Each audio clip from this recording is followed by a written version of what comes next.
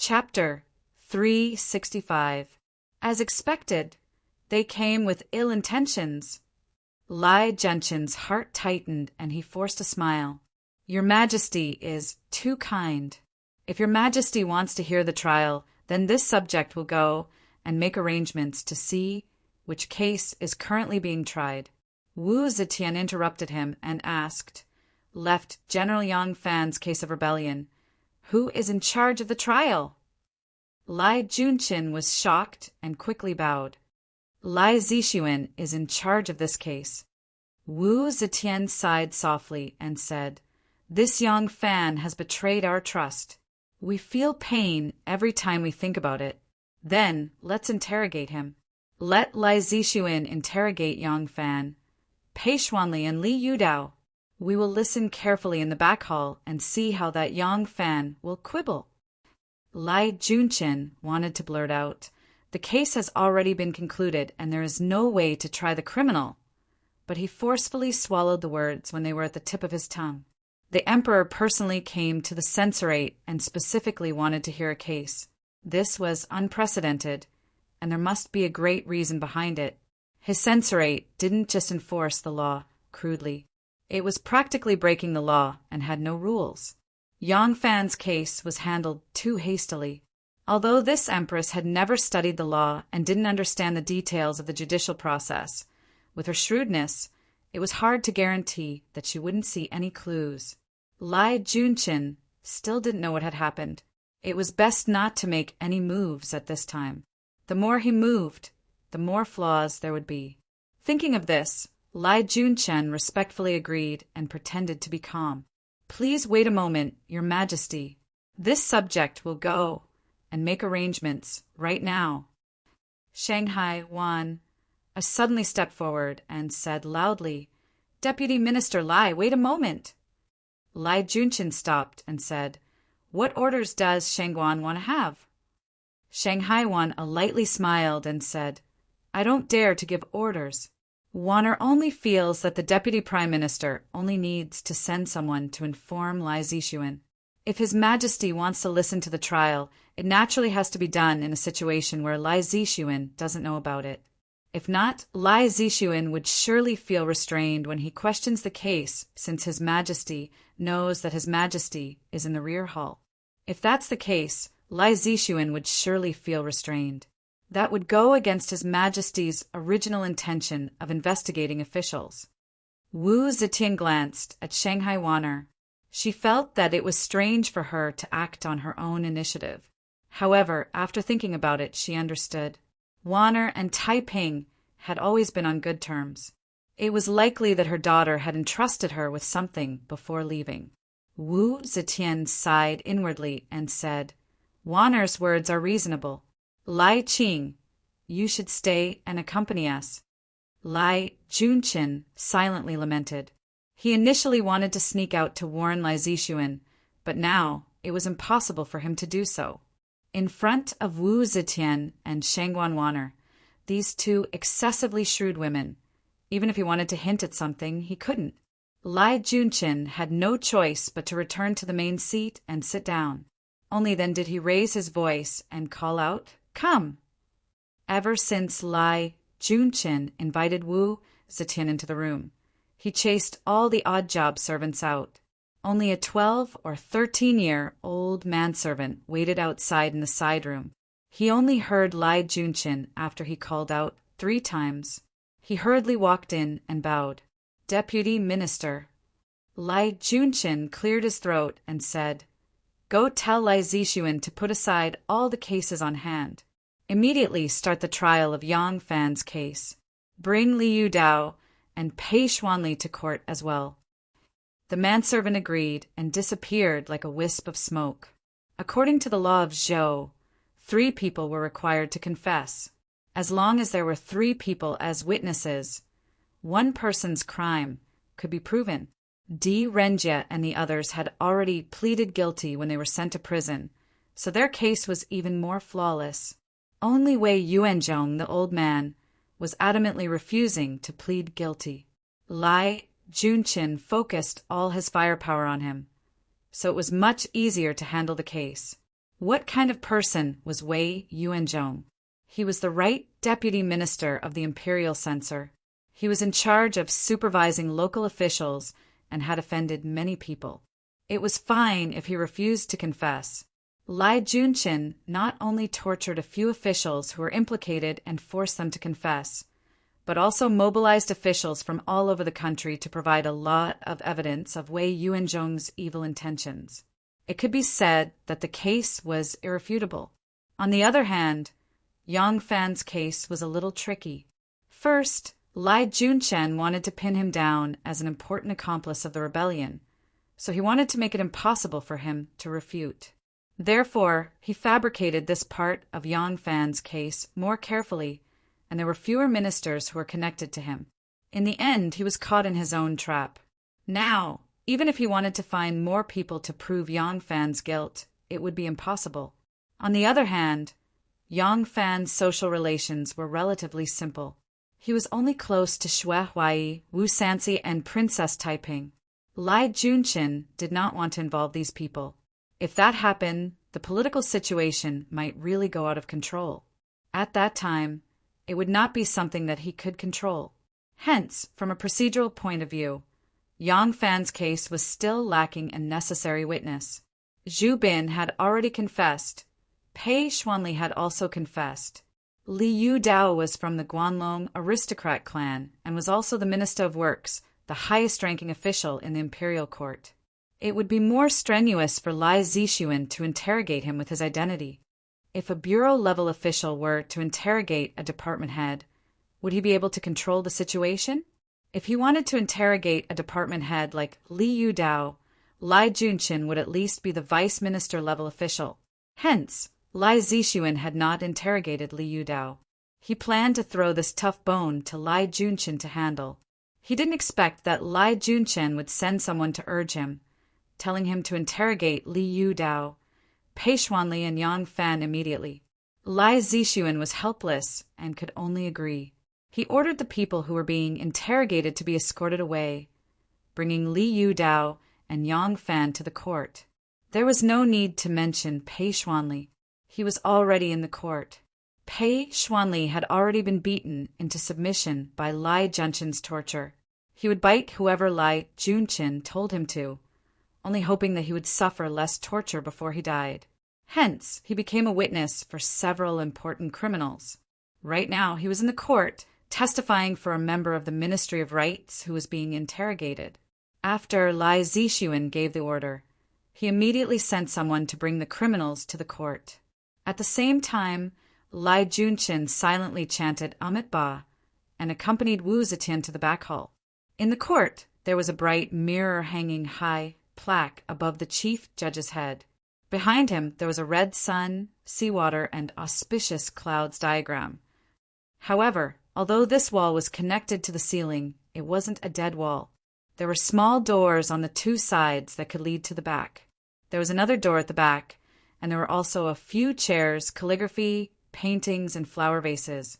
It was like a small study. The chief judge would walk out from the back to question the cases. Sometimes, when he encountered some difficult cases, he would also summon some judges and experienced old officials to the back to discuss countermeasures. At this moment, Wu Zetian was sitting at the seat of honor. Lai Junqin, Wan Wu Yi, and the others were also given seats below. After a while, the Minister of Works, Li Yudao, was brought over. According to the rules, even if it was a criminal who had been interrogated countless times, there would be a roll call and a verification of their identities before they were brought to the court. However, even if a minister like Li Yudao was brought to the court, Lai Zixuan didn't do a verification. When Lai Junqin heard the commotion in front, he couldn't help but feel as though he was sitting on pins and needles. He snuck a glance, and it seemed that other than Wu Zetian, no one understood this procedure. They didn't have any special expressions. Only then did Lai Junqin set his heart at ease. Where's Yang Fan? Why is he so slow? Lai Zixuan waited for a long time, but still didn't see Yang Fan. She couldn't help but feel a little anxious. Reporting, "Bring Yang Fan here." Just when Lai Zixuan finished grumbling, a shout rang out from outside. Lai Zixuan sat down on the chair and spoke in a heavy voice. Come, bring people to arrest Yang Fan. The sound of handcuffs and shackles could be heard. Wan tilted her head to listen and felt a wave of sourness in her heart. Looking at the handcuffs and shackles, she really didn't know how much her husband had suffered in prison. The princess said that she had a brilliant plan, but she didn't know how she arranged it.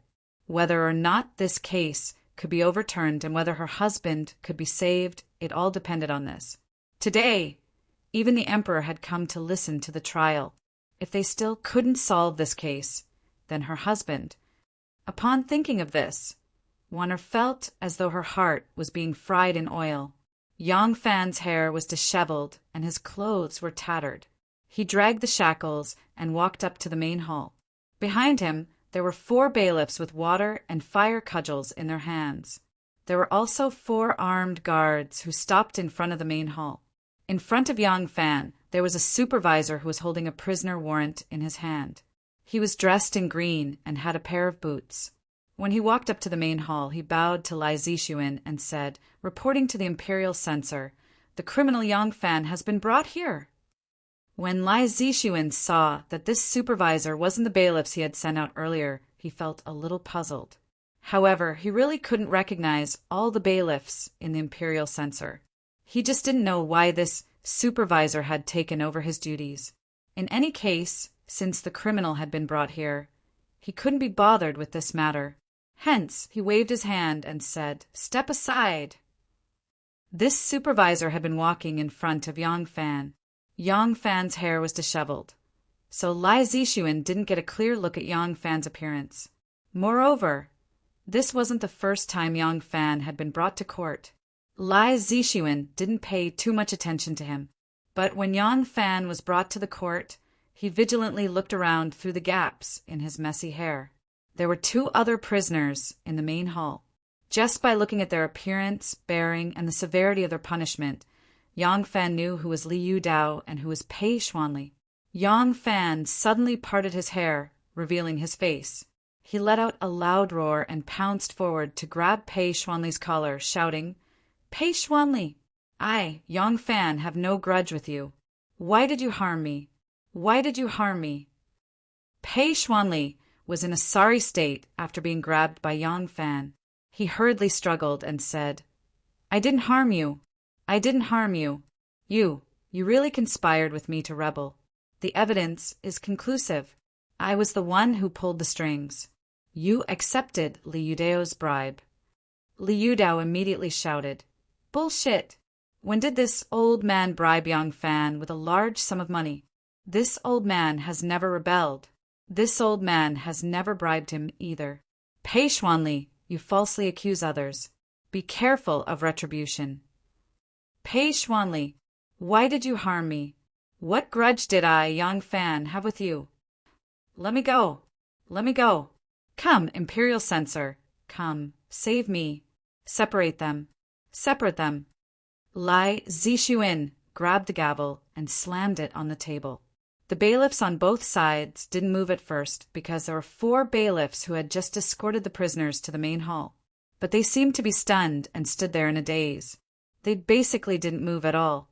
Only then did the bailiffs on duty move forward to forcibly separate Yang Fan and Pei Xuanli. In the back hall, Shanghai Wan Er's eyes widened. She could clearly hear the voices coming from the front hall. This voice wasn't Long Juan's? Chapter 366. Lai Zixuan was unable to restrain his anger and roared, "Yang Fan, how dare you disturb the court?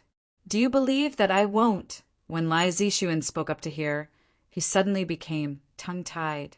He stared at Yang Fan in a daze and suddenly pointed at him, shouting, "Who are you? You are not Yang Fan." In the back hall, Wu Zetian, who was listening to the interrogation, suddenly opened her eyes wide, causing Lai Junqin to jump up. Wu Zetian coldly glanced at him, causing Lai Junqin to shiver and awkwardly sit back down.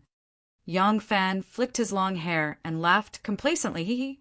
"Imperial censor Lai, you really have good judgment. I am indeed not Yang Fan.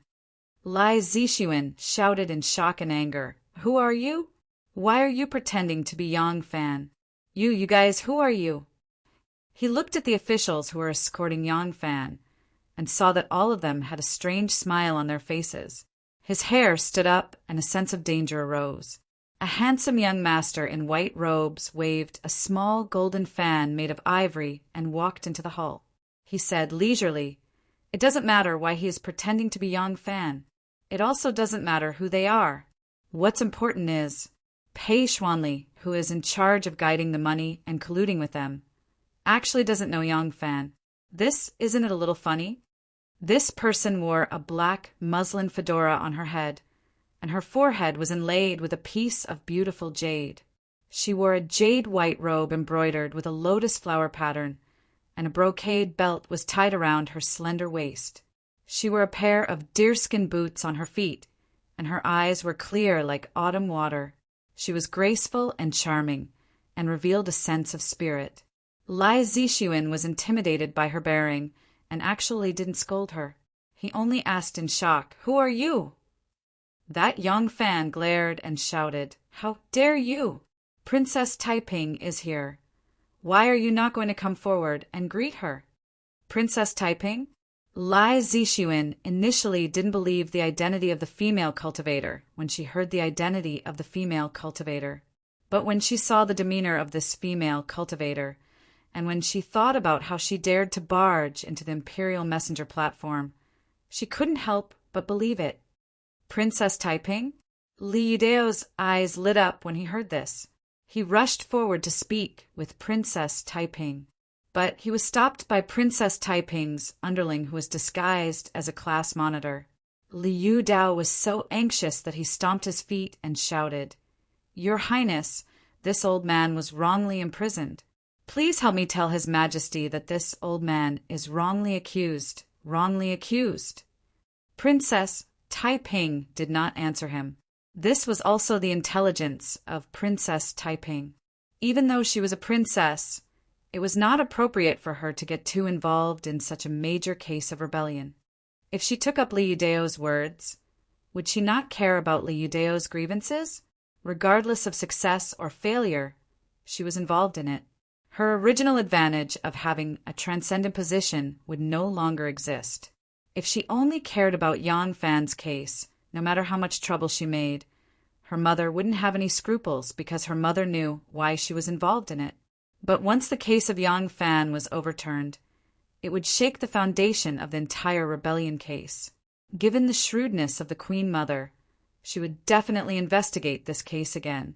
At that time, if it was found that Di Renjie and the others really didn't rebel, these prime ministers, ministers, and assistant ministers would definitely owe her a big favor. If they really did rebel, Princess Taiping wouldn't have to bear any responsibility because what she did was only to save her lover. It wasn't a political dispute. Although Princess Taiping seemed to have no scruples, she actually had a good sense of propriety. After suppressing Lai Zixuan, she immediately turned to Pei Xuanli and asked in a deep voice, "I want to ask you, you said that you acted as a middleman for Yang Fan, causing him to accept Li Yudeo's bribe. How many times did you come into contact with him? Where were they? When? Speak." Pei Xuanli looked at Lai Zixuan and then at Princess Taiping. He wanted to say something, but hesitated. Seeing the appearance of this princess, his heart also became lively. He almost wanted to cry out that he was innocent. But when he saw the sinister gaze of Lai Zixuan, Pei Xuanli's heart trembled. The words that were about to come out of his mouth were immediately swallowed back. The princesses of the royal family actually couldn't do whatever they wanted. In fact, the princesses of the royal family rarely collided with the ministers in the court. Because they were the children of the emperor, they had a high status, but they didn't have the power to interfere with the government affairs. If the ministers were afraid that you could speak in front of the emperor, they might give you some leeway out of respect for you as a child of the royal family. But if they didn't want to care about you, you really couldn't do anything to them. It was just like the Luoyang magistrate Dong Xian during the reign of Emperor Guangwu of Han. He stopped the guards of honor of the princess on the street and dragged out the family members of the princess's trusted aides who had committed crimes and killed them on the spot. The princess was helpless and couldn't even gather her family's warriors to resist. She could only run to the emperor and cry her heart out. It was rare to see a princess like Princess Taiping. Right now, Pei Xuanli was still a prisoner of the imperial messenger platform. His life and death was completely in the hands of Lai Zixuan. Moreover, Princess Taiping was clearly standing up for Yang Fan and not for them. What if, in the officialdom, it was too common for compromises to happen? If he steeled his heart and said everything, Princess Taiping and Lai Zixuan would come to an agreement. Lai Zixuan would release Yang Fan, and Princess Taiping would return home. The one who would be out of luck would be him. Pei Xuanli didn't know that the current emperor was in the rear hall. When he thought of this, he forcefully swallowed the words that were about to come out of his mouth. He changed the topic and said, This. I have come into contact with him many times. How can I remember the exact time and location? Princess Taiping coldly laughed. What a good many times. Since the two of you have come into contact so frequently, why don't you even recognize Yang Fan's appearance? You actually mistook my carriage driver as the left commander of the Imperial Guards? Pei Xuanli's face turned red, and he couldn't speak. Princess Taiping then turned to Lai Zixuan and coldly spoke. Lai Zixuan, what do you say? Yang Fan was tricked by Lai Junqian. They clearly knew that Pei Xuanli had never bribed Yang Fan. How could they still bring them up for questioning in the court? Once the words of both sides didn't match, wouldn't they be looking for trouble? Moreover, they only needed to make the confession watertight and make the emperor believe it. They basically didn't need to care about the thoughts of the criminal. This was even more brutal than enforcing the law. When had they ever thought that someone would come to investigate how they enforce the law? Lai Zixuan saw that if Princess Taiping continued to cause trouble like this, things would get out of hand. She couldn't help but threaten with a stern voice. Your Highness, this place is the court office of the Imperial Court, not your princess residence. I'm the judge in the court here, an official of the Imperial Court, not a servant in your princess residence. Although your Highness is a descendant of the Emperor, you shouldn't interfere with the judicial system, let alone barging into the court. This lowly official would like to invite Princess Taiping to leave immediately. I won't go too far. If not, my imperial censorate will definitely impeach Princess Taiping and respectfully request His Majesty the Emperor to punish you harshly. Although Lai Zixuan was shocked by Princess Taiping earlier, her words were powerful and resonant, filled with confidence. The imperial censorate originally had the authority to impeach all officials. During these years, the number of prime ministers, ministers, and vice ministers who had been impeached by them was countless. Even members of the imperial clan, nobles, and even the two surviving princes of the current emperor had been impeached by them before. If they really started a fight, he really wasn't afraid of this Princess Taiping. Although Princess Taiping had secretly gathered some henchmen, she still belonged to the side with relatively weak power in the imperial court. The current Princess Taiping was not the awe-inspiring and powerful Princess Taiping of the state. Her power was inferior to Xue Huai, Wu Sanxi, and even Wu Qingxi, who had already quit as prime minister. After Wu Zetian ascended the throne, the entire Li Tang's imperial clan was no longer in people's eyes. Seeing that the princess who often liked to socialize at banquets now lived in seclusion and behaved abnormally, one could know the situation of the entire Li Tang's imperial clan. Because Princess Taiping married Wu Yuji, she could be considered half a member of the Wu clan, so she wasn't affected, but she was absolutely not domineering, especially now. What was the reason for this case? It was the prime ministers who wanted to support the crown prince to ascend the throne and restore the title of Li Tang. Who was the crown prince? He was the elder brother of Princess Taiping. Why was Princess Taiping so keen to intervene in this case? Why did she try to rehabilitate the traitor? Wasn't the answer already obvious? Lai Zixuan felt that she had grasped Princess Taiping's weakness, but she didn't know that Princess Taiping had already given Wu Zetian a preventive injection. The bigger the matter today was, the more it seemed that she had no guilt in her heart and was magnanimous. How would she care about Lai Zixuan's threat? After hearing Lai Zixuan's words, Princess Taiping giggled a few times. As expected, there was a look of disapproval on her face. Princess Taiping said, after Yang Fan came back from the western region because he had made great contributions, His Majesty promoted him to be a general of the Yulin Academy. This was just a recent matter. Before Yang Fan was promoted to a general, there was no reason for you to bribe him. Your contact must have started after he returned to the capital. Good. I have sent people to investigate the details of Yang Fan's and Pei Xuanli's movements after he returned to the capital. Pei Xuanli, tell me, on what day and where did you meet with Yang Fan? See if the information matches with what this consort has found. Princess Taiping's words were naturally a lie. No matter how much power she had, how could she investigate the whereabouts of others in the past few months? However, Lai Zixuan had a guilty conscience in his heart. When he heard this, he felt guilty. Pei Xuanli was originally forced to confess. At this time, he was even more crazy. For a moment, they were all frozen there. There was only one chance to save Yang Fan. She had to be extremely cautious. Therefore, Princess Taiping naturally prepared more than this move. However, when she bribed the jailer to collude with Yang Fan, she unexpectedly found out that up until now, Yang Fan and Pei Xuanli, who bribed him, had not met face to face. Princess Taiping couldn't help but have a strange thought. Is there anything more obvious than this? As important criminals, the two of them actually have not met face to face. There's no need for that. Just this one is enough. I can't believe that the censorate chamber is so ridiculous.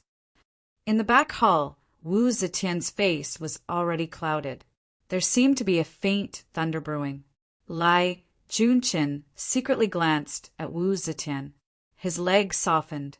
He slipped from his seat to the ground.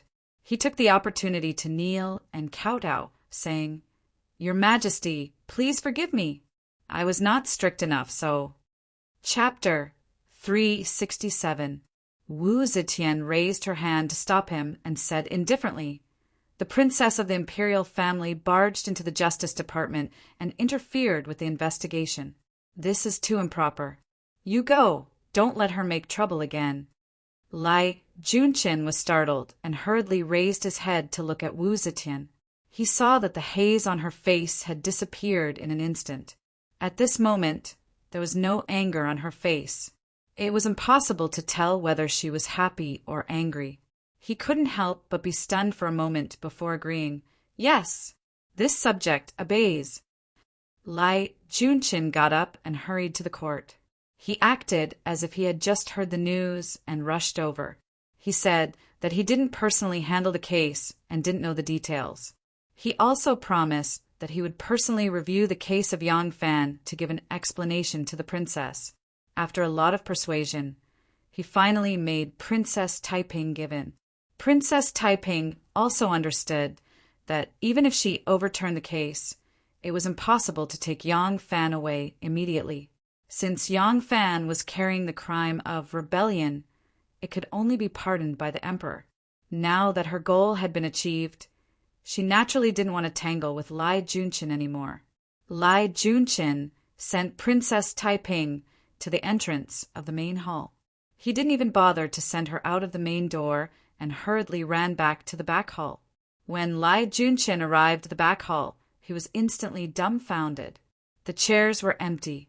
Wu Zetian, Shang Guanwaner, Wu Yi, and the others were long gone. Lai Junqin stood there with a gloomy expression on his face. He didn't say anything for a long time.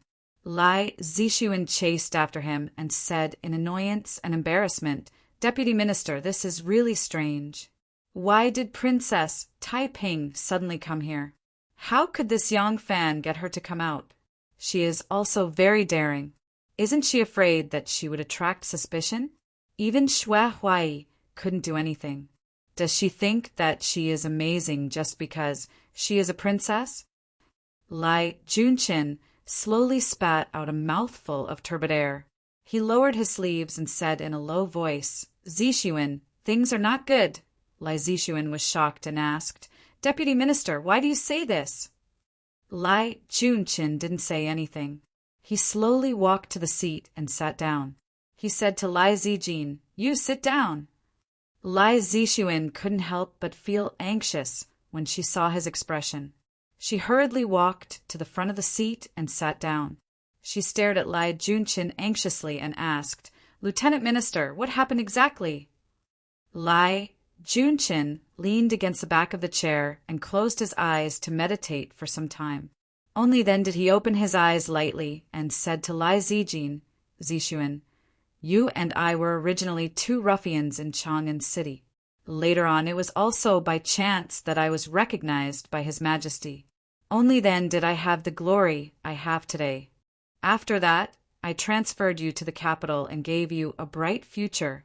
Lai Zixuan hurriedly stood up and said, "Yes, my future and riches are all bestowed to me by elder brother. Zixuan has always engraved it in my heart. In this lifetime, Zixuan will follow elder brother. For elder brother, Zixuan is willing to sacrifice my life for him." Lai Junshin laughed and said, "Ha ha, we're all brothers. You're treating me like an outsider. There's no need to sacrifice your life for me. However, you'll have to suffer some grievances for now." Lai Zixuan blinked his eyes and said blankly, "Suffer, suffer, what grievances?" Lai Junshin stood up and slowly walked to Lai Zixuan's side. He placed his hands on Lai Zixuan's shoulders and faced him.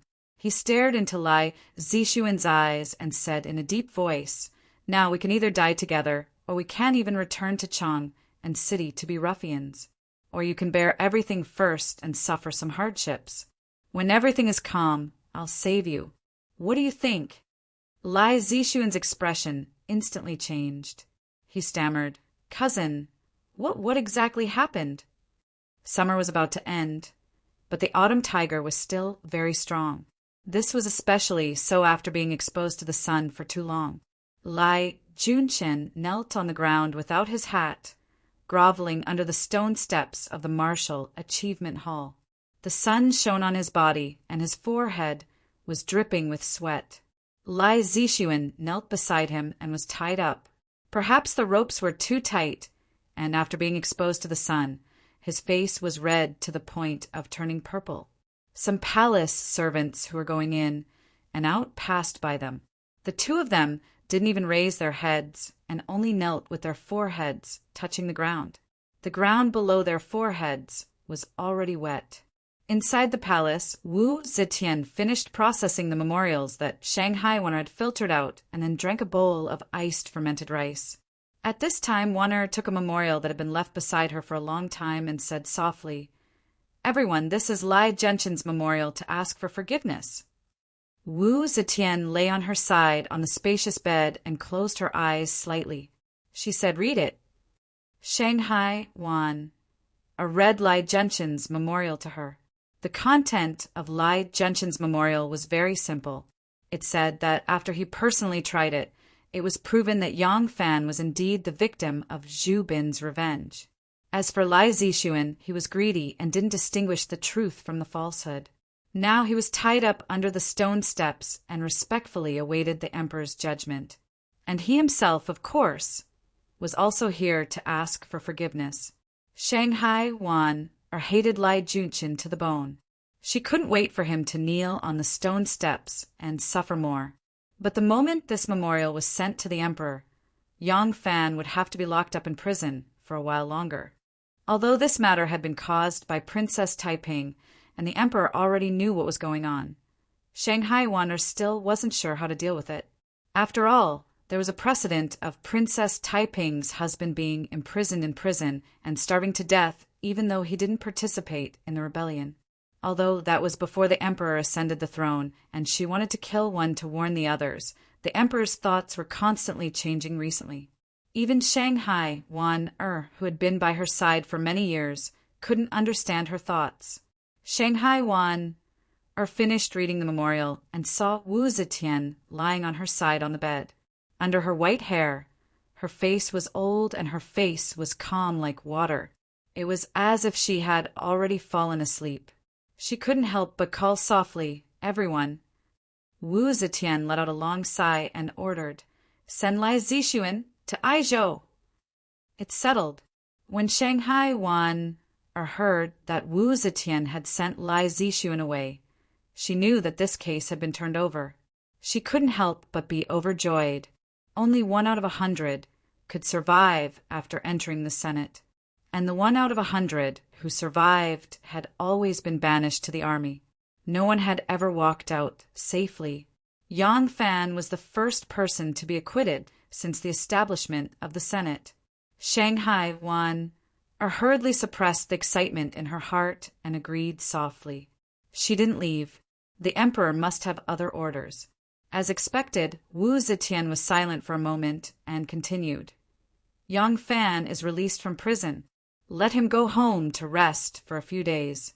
As for the arrangements, let's talk about it later.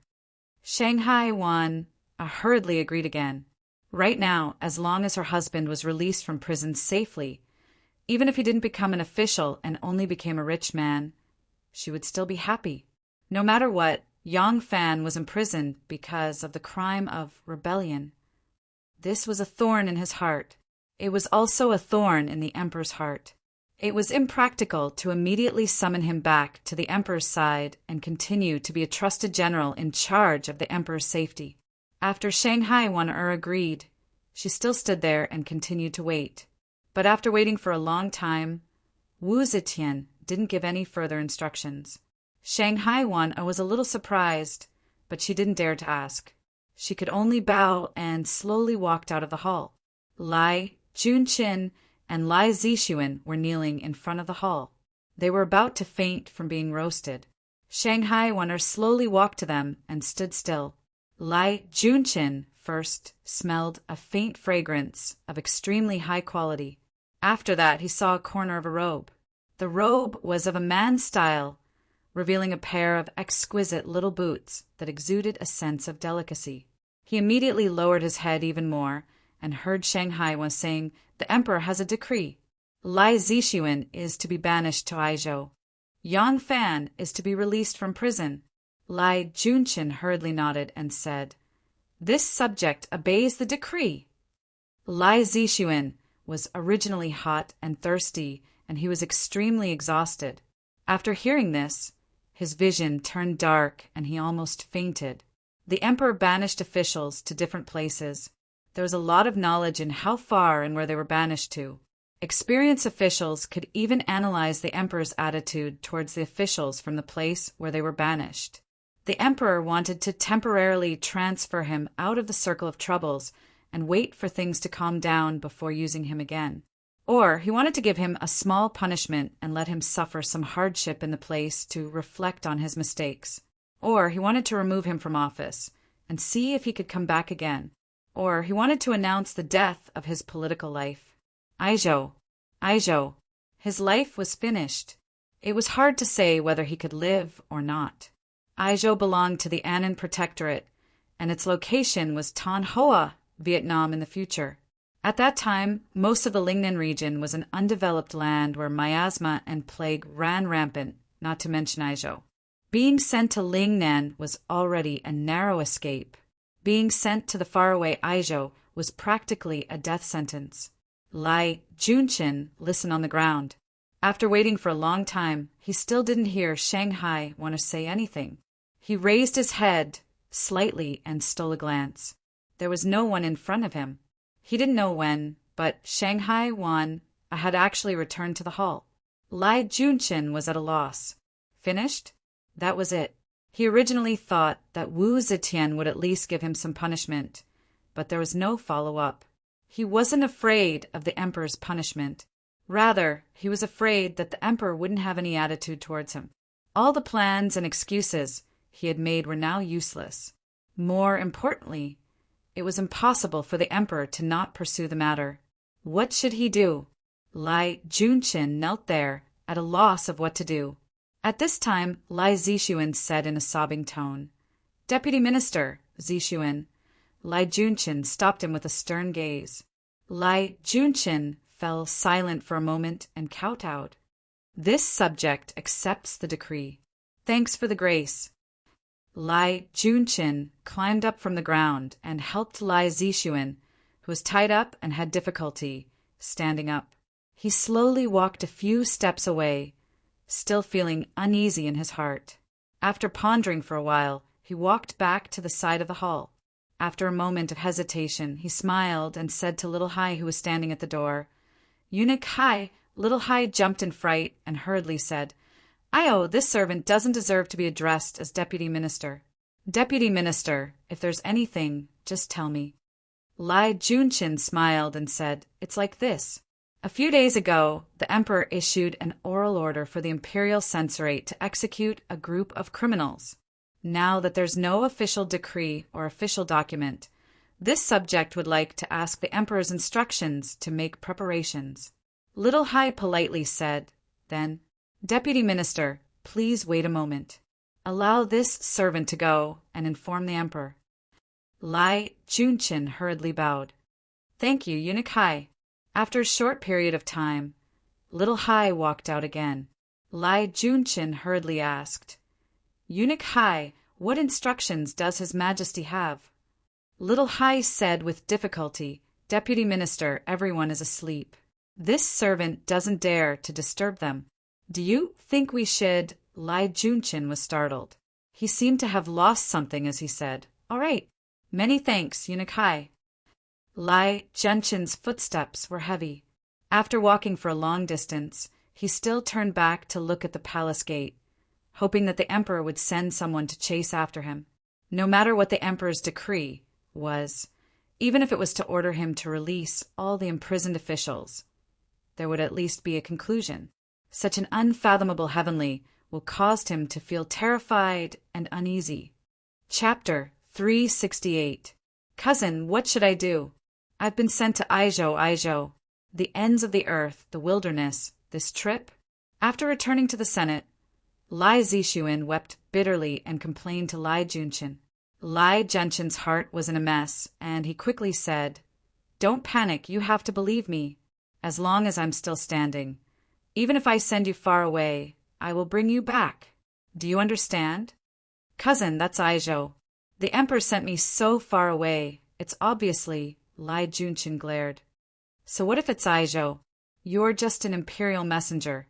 Will the Emperor care about your life or death? But you have to know that it's precisely because the Emperor doesn't care about your life or death that it'll be easy for me to bring you back in the future. The Emperor will probably forget about you by then." Lai Junshin consoled him and finally said, "You'd better hurry back and pack all your valuables. The journey is long and life in Aizhou is poor. It's never wrong to bring more money. Don't worry. Maybe I'll send someone to pick you up the moment you arrive in Aizhou." Lai Zixuan was reminded. He thought that once the Emperor's decree was issued, the Ministry of Justice would immediately send people to escort him into exile. According to the rules, the families of criminals had to be exiled as well. With such a big family and so many assets that they didn't have time to deal with. Thinking of this, he couldn't sit still and could only believe Lai Junshin's promise. The moment Lai Zixuan stepped out of the door, Lai Junshin called Wei Suizhong into his detention room and recounted the process of Lai Zixuan's exile with a gloomy expression. He then said, "Take care of the people escorting Zixuan. Once Zixuan arrives in Aizhou, make him give birth to a plague." Wei Suizhong was shocked and said, "Deputy, this matter has already been shouldered by him. There doesn't seem to be a need. What do you know?" Lai Junshin's face twitched a few times. He lowered his voice and said, "Do you think that if there's a chance I won't want to save him? I really can't save him. Not only can I not save him, but there will also be big trouble in the future. You go and arrange this matter. Also, sort out our files properly. Do everything that can be placed on him. Don't let anything slip." Only now did Wei Suizhong know that they were in big trouble. Most probably, even Lai Junchin had gotten into big trouble. Right now, they could only sacrifice a pawn to protect the general. This was using Lai Zixuan as a pawn to protect everyone. Hence, he didn't dare to delay, and hurriedly agreed as he hurriedly walked out. As Wei Suizhong walked out of the detention room, he felt some remorse in his heart. If I had not accepted that man's heavy gift and saved Yang Fan's life, it's not a big deal. It's not a big deal. The Zhongqing minister has always been favored and trusted by the emperor. I believe he would also be able to pass. I'll transfer all the cases that I handled to Lai Zifeng first. Fellow Taoist, don't let me die. Lai Junchin muttered to himself in the room for a long time. Then he called the servant who was waiting in the side room to find one Guojun. Among Lai Junchin's trusted and ruthless officials, one Guojun's reputation wasn't that prominent. If it wasn't for the fact that he and Lai Junchin had co-authored a book, The Weaving Scripture, most likely he wouldn't even be mentioned in the legend of ruthless officials. This was because there weren't many cases that he handled. However, this person was the most knowledgeable among Lai Junchin's subordinates and was equivalent to Lai Junchin's think tank. Although he wasn't as noisy as the others, there were many things that he planned behind the scenes for Lai Junchin. He was someone who hid his evil intentions in his heart. When Wan Guojun met with Lai Junchin immediately recounted everything that had happened in the palace today in detail to him. Guojun, the emperor, is suspicious of me. The case this time is not a small matter. Many prime ministers, and other important officials have been imprisoned. I've investigated carefully, and other than a few of the officials ridiculing the emperor in their letters, there isn't any evidence of rebellion. I'm afraid that the crown prince's petition was deliberately done by someone, and we've become the killing knife for someone. I regret that I shouldn't have implicated Yang Fan. Who would have thought that a mere Langjiang would actually become the key to this case? Now, once the emperor sends people to investigate this case, I'm afraid that we'll be finished. At this moment, what should I do? Guojun, you must help me think of a way. Wan Guojun and Lai Junchin were grasshoppers on the same rope. When he heard this, he couldn't help but be secretly alarmed. He hurriedly gathered his thoughts and thought hard. Wan Guojun thought for a while, then gritted his teeth and said, Deputy Prime Minister, the key to this matter is this rebellion case. It doesn't matter whether Yang Fan is guilty or not. As long as we insist that the prime ministers are guilty, then during the investigation, there will be people who will be caught in the crossfire. It's normal. The emperor won't erase the deputy prime minister's contributions for such a small matter. Lai Junchin rubbed his hands and said, The problem is that we don't have any evidence, and the confessions were also forced out by torture. The worst thing is that the signature on the death request form wasn't written by Di Renjia and the others. If we aren't afraid of these things, then we'll be fine. Once we investigate, we'll find all sorts of loopholes. The death request form is already in front of the emperor, and we can't get it back. Moreover, we don't have time to prepare evidence now. Maybe tomorrow morning, the emperor will let the Ministry of Justice or the Supreme Court take over this case. Cui Yuanzong of the Ministry of Justice is a smiling tiger, and Su Zhang of the Supreme Court is also a ruthless person. If they get the chance, they definitely won't mind making me their prisoner. At this point, Lai Junchin suddenly thought of something. He suddenly stopped walking and muttered for a while. His eyes lit up, and he said, Cui Yuanzong, Su Zhang, the emperor trusts them far less than she trusts me.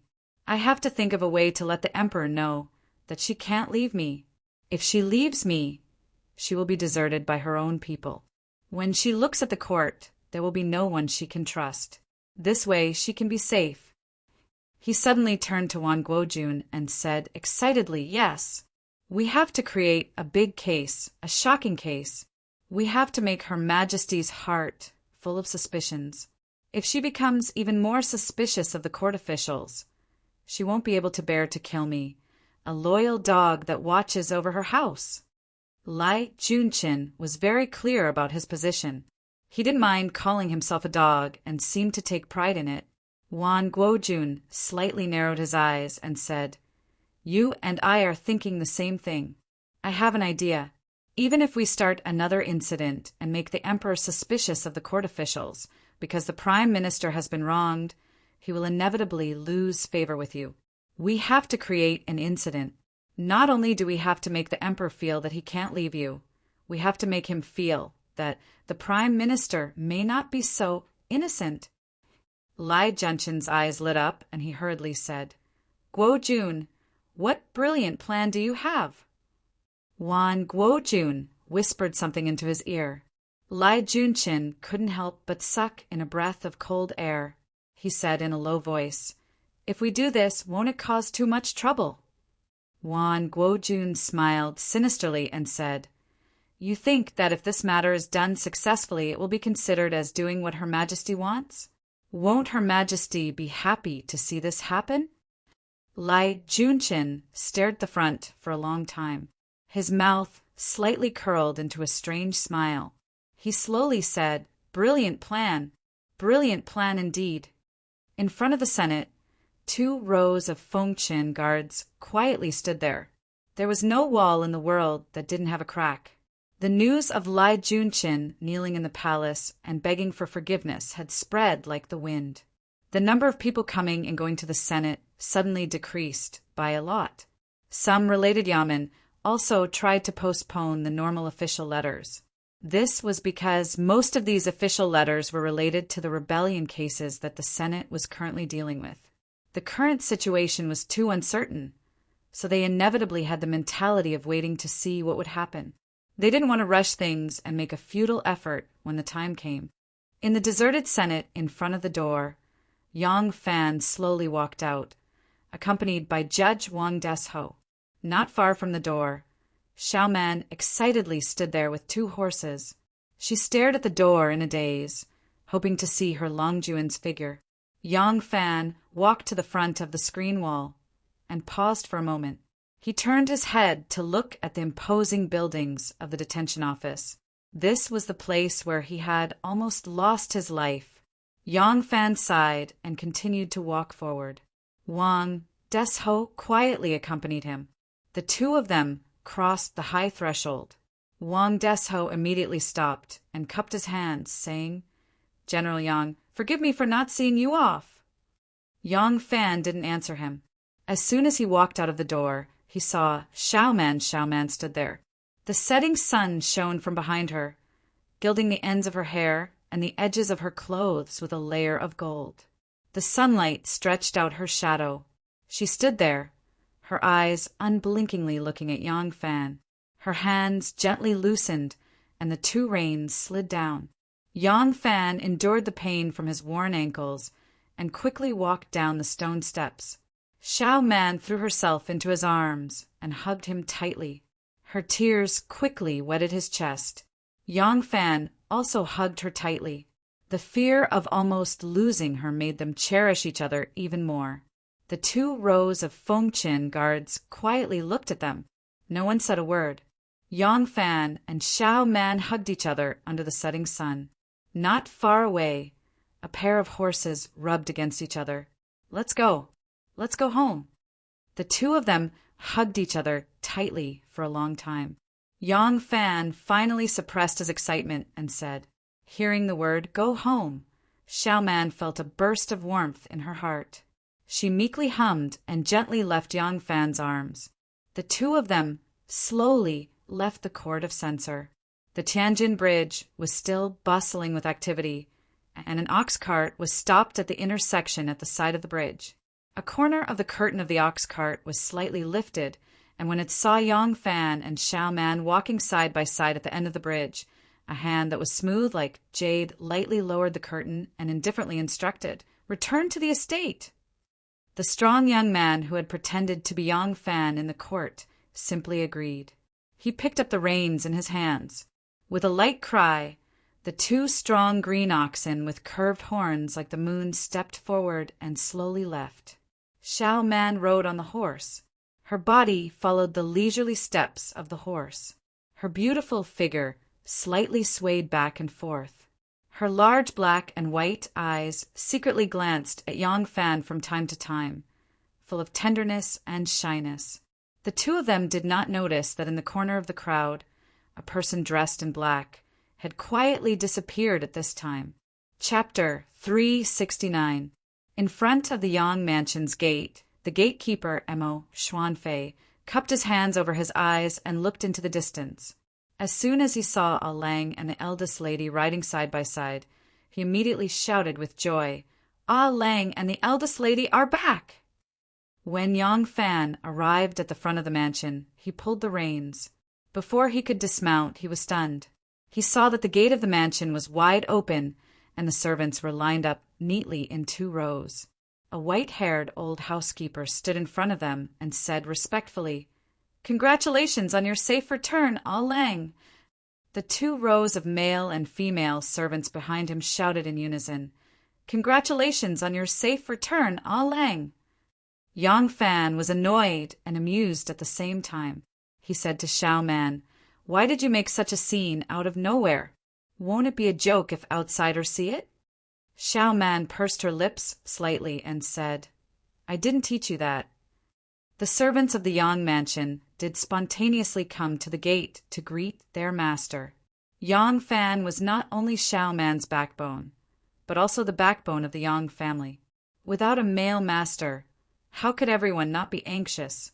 Besides, Yang Fan had committed the crime of rebellion. If he was convicted, the servants would also be treated as official slaves. Although official slaves were still servants and did their old jobs, their freedom would be greatly reduced. Now that Yang Fan had been exonerated and returned safely, everyone was happy. Yang Fan dismounted from the horse and said in a clear voice, "I was falsely accused and imprisoned. These days, you have done your best to help Madam at home. It has been hard on you. I'll definitely express my gratitude to you after these 2 days. All right, now disperse, disperse." The old steward waved his hand, and the servants thanked him and dispersed. 2 servants came out from the front yard and took the reins from Yang Fan and Xiao Man. The old steward welcomed them into the yard and said respectfully, "Ah Lang, madam, dinner is being prepared. There is hot water in the backyard. Ah Lang, do you want to take a bath first?" At this time, Yang Fan was still wearing the clothes he was wearing when he was arrested. His hair was unkempt, his face was dirty, and his beard was unshaven. Naturally, he had to take a bath, change his clothes, wash his hair, and shave his face. Yang Fan signed and was about to walk to the back of the house with Xiao Man. At this time, the doorman, Mo Xuanfei, hurriedly ran over and took out a red visiting card from his pocket. He said to Yang Fan, "Ah Lang, this is a guest named Zhao Yu. He personally delivered this to you about an hour ago. He also said that he will visit you again tomorrow afternoon." "Oh, Zhao Yu?" Yang Fan reached out to take it and opened it to have a look. There was nothing special on it. It was just a regular congratulatory note, congratulating Yang Fan on his safe release from prison, and so on. In the end, it said that he would visit again in the afternoon the next day. Yang Fan smiled and casually handed it to the old steward. Zhao Yu's action was just to show Yang Fan that they hadn't abandoned Yang Fan. Instead, they had been paying close attention to Yang Fan's every move. Of course, Yang Fan didn't think that since he was cooperating with the hidden sect had the obligation to take care of everything for him. However, he still had to listen to the necessary explanation. In the bedroom at the back of the residence, the bathtub and bathing equipment were already prepared. Once Yang Fan arrived, the servants brought in hot water and poured it in buckets. They added cold water to adjust the temperature. After the water temperature was adjusted, Xiao Man instructed, "All of you can leave now. I will serve Ah Lang in his bath." It was very normal for a wife to serve her husband in his bath. The 2 servants who were carrying the water acknowledged respectfully and left, closing the door behind them. Xiao Man walked over to bolt the door. Yang Fan hesitated and said, "Xiao Man bathing. I will do it myself." Xiao Man bolted the door and tidied the hair at the side of her temple. She whispered, "Serving my husband is what Xiaoman should do." This sentence made Yang Fan's heart palpitate. He wanted to say something, but Xiaoman had already rushed over and squatted down in front of him. Yang Fan lowered his head and saw that the back of Xiaoman's ears were all red. It seemed like this sentence made Xiaoman very shy. Xiaoman carefully rolled up his trouser leg and whispered, "You won't be able to bathe yourself. The servants are rough and clumsy, and I won't be at ease. Let me do it." Xiaoman rolled up Yang Fan's trouser leg and couldn't help but feel sad when she saw the bloody ankle that was rubbed by the heavy shackles. She quickly stood up and said, "Wait for a moment, Lang Jun. Xiaoman will go change my clothes and get some medicine for Long Juan's wounds." Xiaoman hurriedly went behind the screen. When Yang Fan saw this, he quickly took off his clothes, and in a moment he was completely naked. Xiaoman wanted to bathe him? If this was Yang Fan would naturally expose his body in front of her. Not to mention asking her to bathe him, he might even pull her into the bathtub and have a bath together. But Xiaoman, although she was his wife in name, the two hadn't taken the most important step yet. Especially now that he already knew that Xiaoman was Niu. The psychological change from brother to husband also needed a process. Suddenly, he was naked in front of Xiaoman. Yang Fan really couldn't get over it. Yang Fan tore off his clothes and was about to jump into the bucket when a bright light came from behind the screen. There was a lamp on the other side of the screen. When the two left the council chamber, the sun was already setting. When they got home, it was already dark. It was time to light the lamps. Ordinary families didn't want to use oil and had to endure for a while, but the Yang family didn't have this concern. When the light came on, Yang Fan saw a slender figure on the screen. Yang Fan's eyes couldn't help but widen. That incomparably beautiful figure gently tugged at her belt, and her long skirt floated to the ground. Her tall and dignified neck, her slender waist, her perfectly round and perky buttocks, her slender and straight thighs, and her beautiful jade peaks that rose from the ground were reflected on the screen under the light, revealing her curves to the fullest. Yang Fan watched intently as Xiaoman gracefully took off her clothes, and then watched her pick up a set of clothes to change into. It seemed that she had also changed her shoes. He saw her bend down and fiddle with something a few times.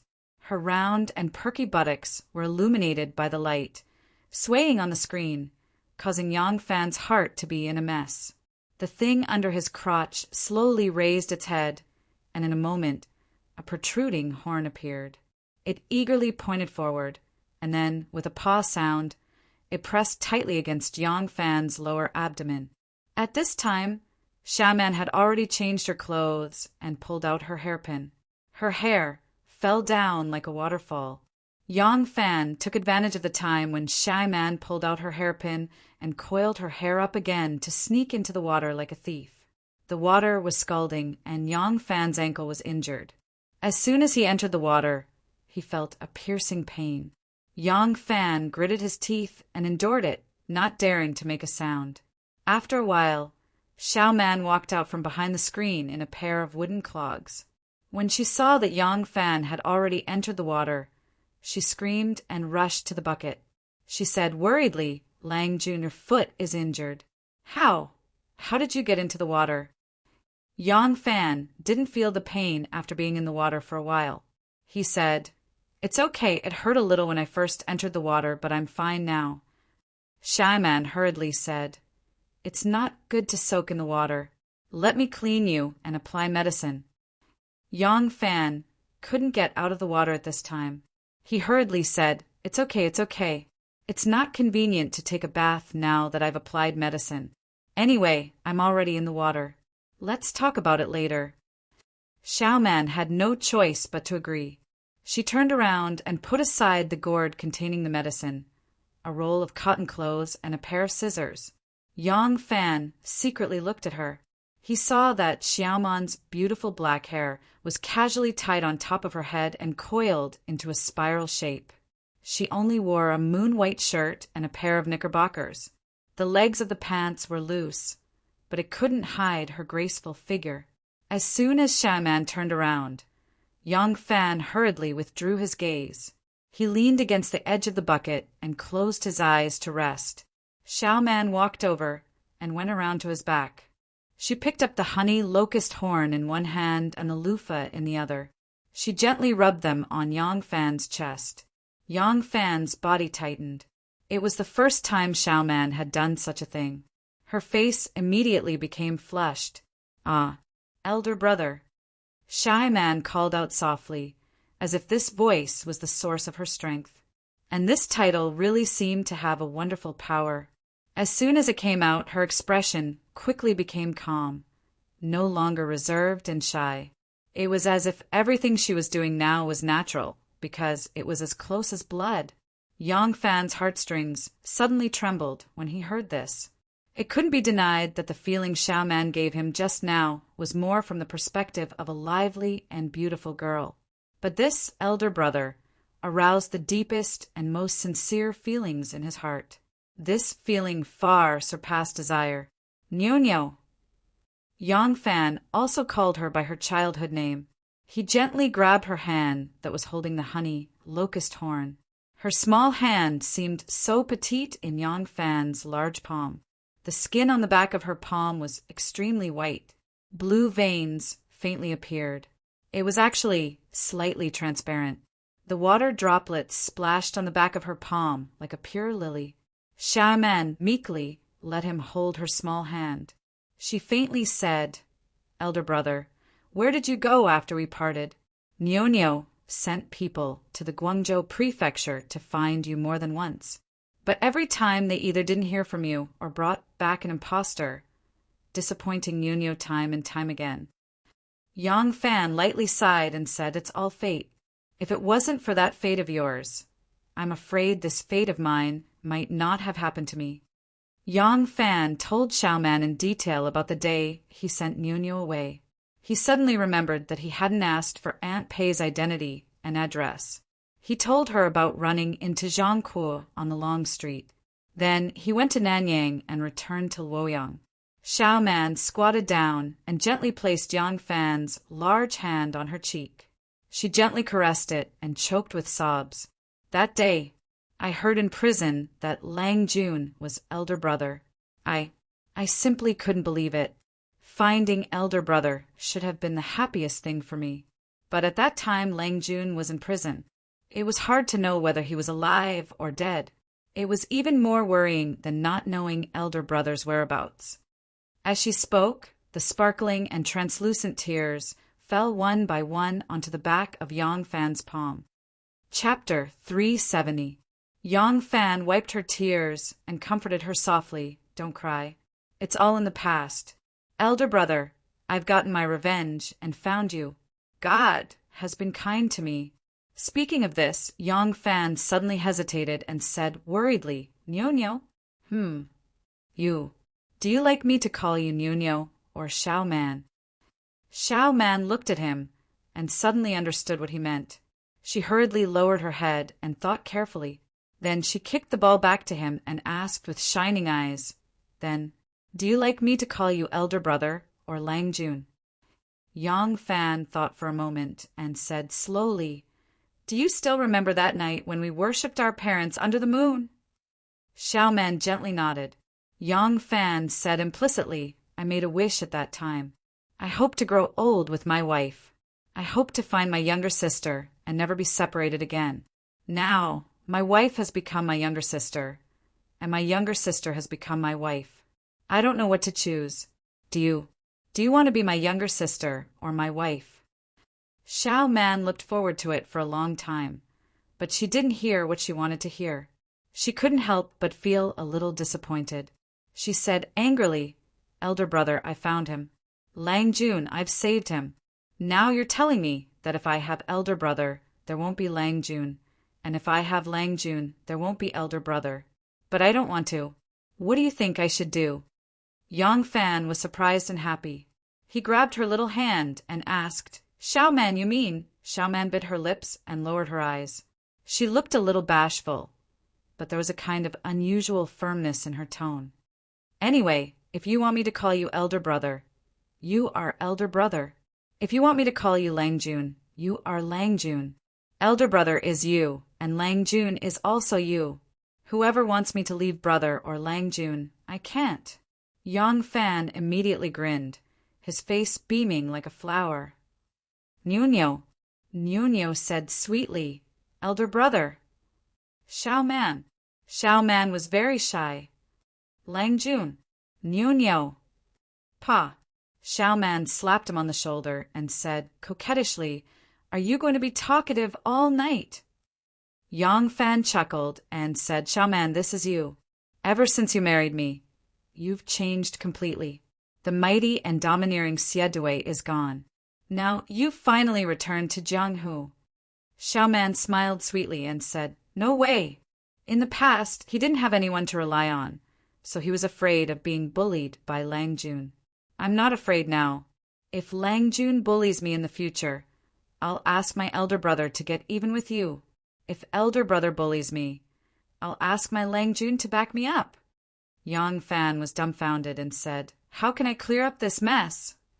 Xiao Man covered her little mouth and giggled. After this conversation, the feelings of the two people seemed to be in perfect harmony, and they naturally fused together. Their interaction also became very natural. Of course, nature was nature. The cleaning of the vital parts was still done by Yang Fan himself. Even if Xiao Man had made up her mind to become his wife, she was still a pure young lady at the moment. How could he ask her for help with those embarrassing things? Yang Fan pulled a wide towel into the water and wrapped it around his waist to cover his vital parts. Even so, when Xiao Man wiped his body, her little hand stroked his strong and majestic male body and smelled his free and unrestrained manly scent. Her eyes still became a little blurred. "It's like this between me and Anu." At this time, Yang Fan was leaning on the edge of the tub. Xiao Man held the loofah and carefully rubbed his back while listening to him narrate the process of getting to know Teneno. Yang Fan smiled and said, "Speaking of which, she was accidentally saved by me because she was being chased by you. In fact, I didn't want to be nosy at that time. The reason why I saved her was because the scene of her lying by the stream was very similar to the scene when you saved me and fed me rice soup when I was a child." Xiao Man's eyes unconsciously became gentle when she heard this. Because of serving Yang Fan while bathing, coupled with the hot steam, her forehead had already seeped fine sweat, and a few strands of black and shiny hair gently stuck to her forehead.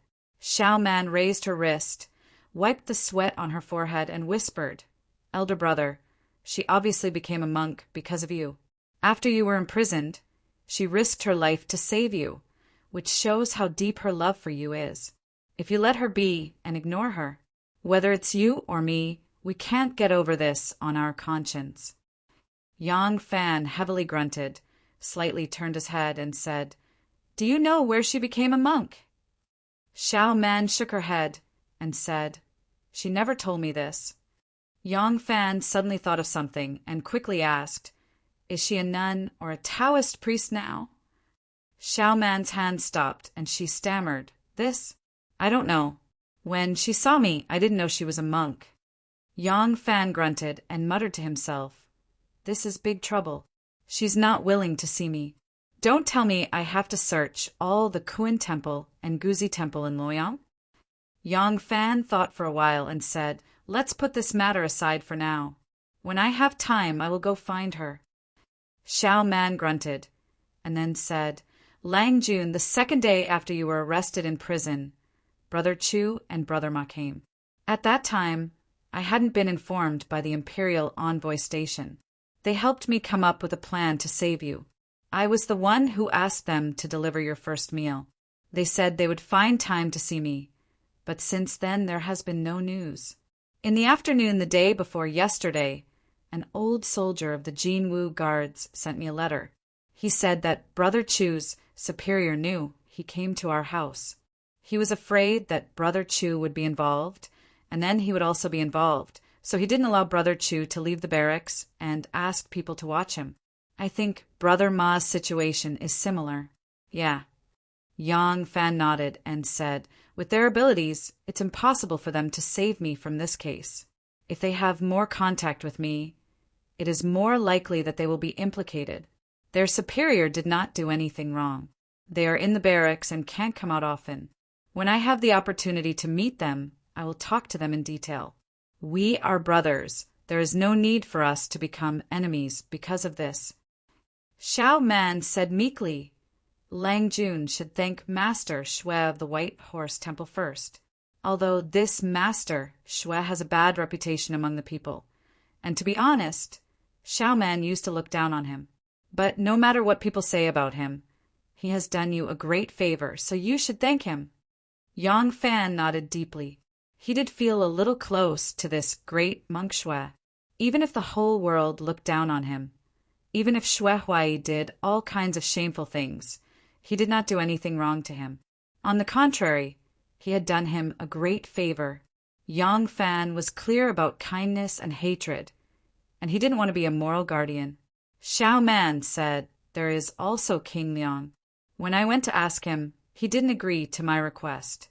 But as soon as I left, he went to the censorate courtyard, fully armed. This was what I heard later. He didn't want to see me, probably because he didn't want others to gossip about him. At least he really did help you. These are all favors, and they are all high and mighty people. We may never have the chance to return this favor, but we have to show our gratitude. After this incident, we can see how important connections are. Xiao Man's voice was gentle, and it was clear that she was doing everything for Yang Fan's sake. Once the knot in her heart was untied, she would act like a gentle and virtuous wife. Yang Fan nodded again. He had no idea what had happened in the outside world after he was sent to prison. The fickleness of human nature, especially in the bureaucracy, and especially in sensitive cases like this, were the best time to forge friendships. He naturally had to learn more about them. Chu Kuanga and Ma Qiao were two low-ranking officers, and it was probably because their positions were too small to the point where they could not enter Lai Genshin's eyes. Otherwise, just based on the fact that they had come to deliver food for him, as long as Lai Junshin was willing, he could immediately arrest them. Although they didn't play any role in the process of saving him, he remembered this friendship of life and death. Xue Huai didn't need to be mentioned. This monk did things based on his own preferences, and Chu Kuanga would definitely accept this friendship. As for King Liang, it was enough that he had done this much.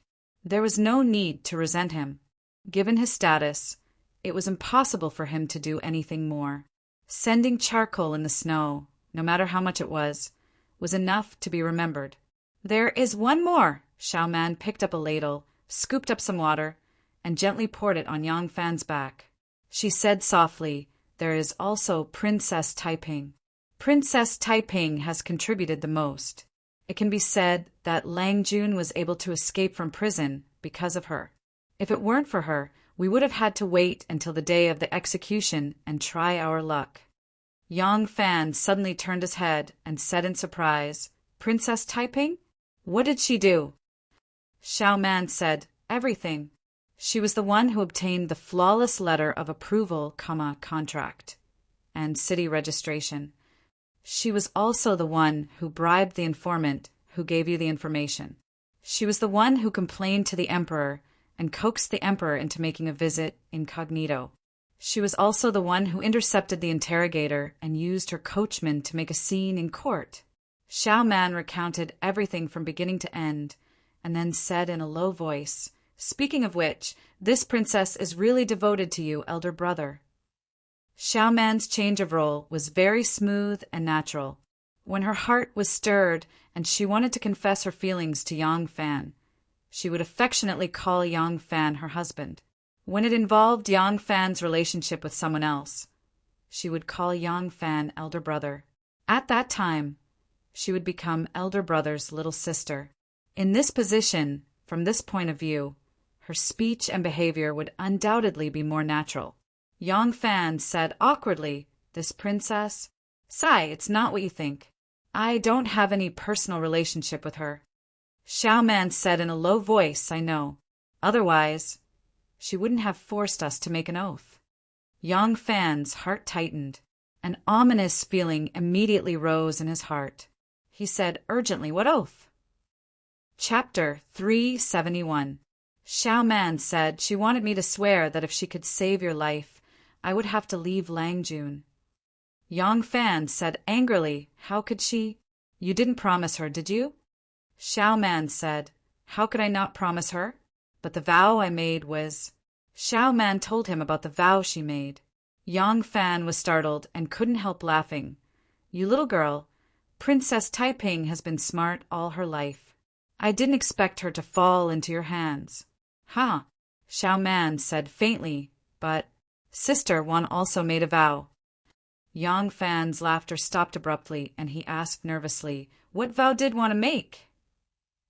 Xiao Man shook her head and said, "I don't know, but Sister Wan is pure and kind, a gentleman among women. I'm afraid she wouldn't cheat on the vow." When Xiao Man talked about Wan she really cared about her. She didn't have any jealousy, nor did she worry about competing for favor. For her, whether it was feelings or status, she was very firm. She was Yang Fan's official wife. Unless there was an unfortunate thing like Wu Zetian marrying a princess to a married man, no one could take her position as the official wife. Emotionally, after she and Yang Fan recognized each other, there was a kind of family love in their love. This kind of special feeling was something that Wan couldn't have. As for enjoying this love and this person alone, she never thought about it. Not to mention that Wan and Yang Fan were already engaged. Even if there was no such thing, she wouldn't have thought about it. It had always been like this since ancient times. Just like how people thousands of years ago didn't think that the earth was round. Xiao Man's thinking couldn't jump out of the frame of the era. However, she didn't mind that Lang Jun had another woman. But she did mind that the woman was a princess, especially when the princess already had a husband, and the husband was from the Wu family. This was a fatal thing. No one knew about it before, but now that Princess Taiping had made a scene in the court, the rumors would soon spread. The husband didn't dare to do anything to the princess, but it didn't mean that he didn't dare to do anything to Yang Fan. At that time, Xiao Man was very worried. Yang Fan was very surprised. He did not expect that it was Princess Taiping who had arranged for him to be saved. He had always thought that it was Wan, who was manipulating things behind the scenes. Especially after he saw the grasshopper, he was even more certain of this. He didn't expect that it was Princess Taiping who had made great efforts. Thinking of this, Yang Fan had mixed feelings. He was stunned for a long time before he slowly said, "Let's put this matter aside for now. Wait until I ask Wanner, then we'll make a decision." Right now, Yang Fan had many things to do. He needed to pay a visit to the big shots who had helped him, and this matter could not be delayed. Since he had already been released from prison, he had to pay a visit to them as soon as possible. The whereabouts of Tin Ano needed to be investigated. The experience of being wrongly imprisoned and narrowly escaping death not only made Xiao Man realize how to cherish the people in front of her, but also made Yang Fan feel the same way. Since Anu was so deeply in love, what else did he have to worry about? Just like what Shenmu said, "If you can't let her go, then marry her. After all, we're the ones in charge." As for Princess Taiping, Yang Fan felt a headache when he thought of it. Taiping had saved his life, but her behavior of taking advantage of the situation made it hard for him to have a good impression of her. Yang Fan had no idea how to deal with her. He had to see Wan first. If Wan vow was hard to break, how could he be nice to the culprit? As for Wan it was impossible for him to see her now. His current identity was too sensitive. Other than visiting Xue Huai and Wu Sansi and meeting Chu Kuanga and Ma Chiao, it was best for him to stay at home for the rest of the time. In this political storm, he had suffered an unexpected disaster. It was already praiseworthy for him to be able to escape from the disaster. It was absolutely impossible for him to intervene, especially since he had just been released and was unemployed at home. His identity was too sensitive. Not to mention that he did not have the ability to intervene at this time. He would be overestimating himself. Once he intervened, it would be easy for things to develop in a bad direction. The political forces in the court that opposed the cruel officials were not weak. It was impossible for these prime ministers to not have a few henchmen. Now that he had been released from prison and the emperor had suspended the execution, it was an excellent opportunity for them to turn the situation around. If they did not know how to use such a good opportunity, then they were really hopelessly stupid. There was really no need to protect such a group of officials who did not have any political brains. Therefore, it was better for him to stay out of the fight between the immortals. He could only stay out of it. Yang Fan made up his mind, and his mood slowly calmed down. He had almost lost his life in prison this time, and it had tempered his temperament. This year he had just turned 20, but his mentality was steady and his shrewdness was deep. He had gradually made a qualitative leap, far surpassing many men of his age. Well, I'm not worried. Why are you frowning? It won't look good if you wrinkle. Yang Fan had already made up his mind. Seeing Xiao Man's slightly furrowed brows, he couldn't help but feel happy. He smiled and stroked Xiao Man's tightly furrowed brows and said, "We have even overcome the disaster of losing our heads. What else can't we accept? These are not urgent matters. Let's take it slow." Because he did not have an affair with Princess Taiping, he did not expect that after the disturbance caused by Princess Taiping, his relationship with Taiping would be known to everyone. It was hard to predict how Wu Yuji would react. This was exactly what Xiao Man was worried about. However, since she knew that Yang Fan was her elder brother, Xiao Man had unknowingly returned to the habit of relying on him and trusting him. Seeing that Yang Fan was calm and composed, as if nothing could stump him, Xiao Man's mood unconsciously relaxed. Yang Fan tightened the towel around his waist and suddenly stood up from the water. Xiao Man suddenly opened her eyes wide. That naked, muscular man's body was steaming hot. His skin was the color of wheat, his chest muscles were thick, and his arms were thick and strong, although his lower body was wrapped in a bath towel. Everything that was revealed at this time was enough to shock Xiao Man, who had never seen anything like this before. She would even go crazy if a man touched her body. Xiao Man's face was red, her small mouth slightly opened into an O shape, and she stared at Yang Fan in a daze. Yang Fan pretended to untie the bath towel and said to her with a clear smile, "Do you want to help me wipe my body and change my clothes?"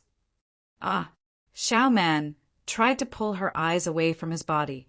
Hearing his teasing words, she could not help but lightly spit and ran behind the screen. Yang Fan laughed and stepped out of the bathtub. He untied the bath towel and picked up another towel to wipe his body. Xiao Man hid behind the screen and covered her heart with her hand. Her heart was pounding, and she was still recalling the scene that had just come into her eyes. The two thick and strong triangular pectoral muscles, which bulged spectacularly, the rather oppressive eyes, and the 6 strips of muscles on his abdomen. She couldn't feel it in the water just now, but now that she thought about it, it was like a huge centipede. So strong! Are all men's bodies like this? Xiao Man subconsciously touched her stomach. It was flat, soft, and seemed to have a faint feeling of muscles, but it was completely incomparable to the spectacular Yang Fan. "Xiao Man, I'm coming in." "Oh." Xiao Man hurriedly jumped onto the bed and lay on her side, as if she was about to sleep. She said, "Come in." Yang Fan was wearing a half-length cotton shirt, a pair of jeans, and a pair of wooden clogs.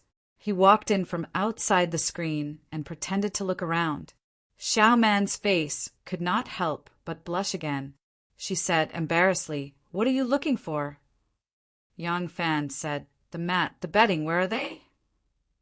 Xiao Man's face became even redder. She played dumb and said, "What mat and bedding?" Yang Fan said, "To sleep. Otherwise, where would I sleep?" Xiao Man did not say anything. She just moved her body into the bed. Originally, she had already given up half of the space, but who knew that the hateful elder brother would play dumb? This time, she was pressed against the wall. Yang Fan pointed to the bed and asked knowingly, "Can I sleep here?" Xiao Man bit her lip and said, "Yes," in embarrassment and annoyance. The sound of "yes" that came from her nose was so enchanting that Yang Fan's little brother couldn't help but tremble a few times. Yang Fan walked to the side of the bed and turned over to lie down. Xiao Man hurriedly turned over and lay flat. She pulled a thin layer of quilt over her body. Her heart was pounding again. Yang Fan also lay flat. He looked at the top of the tent. He could feel the beauty lying beside him. He could even smell the faint fragrance on her body and feel her body temperature. He knew that as long as he reached out his hand, everything would go smoothly. But this first time it was really quite difficult. Yang Fan was eager but did not dare to move. Xiao Man closed her eyes and waited for him to move. The two were silent for a long time. Xiao Man suddenly opened her eyes and cried out involuntarily, "Ah!" Yang Fan hurriedly said, "What's wrong?" Xiao Man climbed up and said, "You haven't applied medicine to your ankle yet." Yang Fan said, "It's not a big deal. The injury was not serious to begin with. I think there are some scabs now." Xiao Man did not comply and said, "That won't do. If it festers and becomes pus, it will be difficult to treat. I'll go get the medicine." Yang Fan was lying on the outside. If Xiao Man wanted to go over, she would have to climb over him. In fact, when people went to bed at that time, women were on the outside and men were on the inside because women could not climb over men. However, Yang Fan and Xiao Man were both young and did not understand this rule at all. Xiao Man crawled out of Yang Fan's body. Her delicate body was kneeling. Her waist was like a willow, and her curves were enchanting. Especially her pair of firm breasts, which had already been untied, were now affected by gravity and became even more plump and round. They swayed slightly with her movements. Xiao Man was flustered when she wanted to climb out of Yang Fan's body. She always felt that this was a little ambiguous.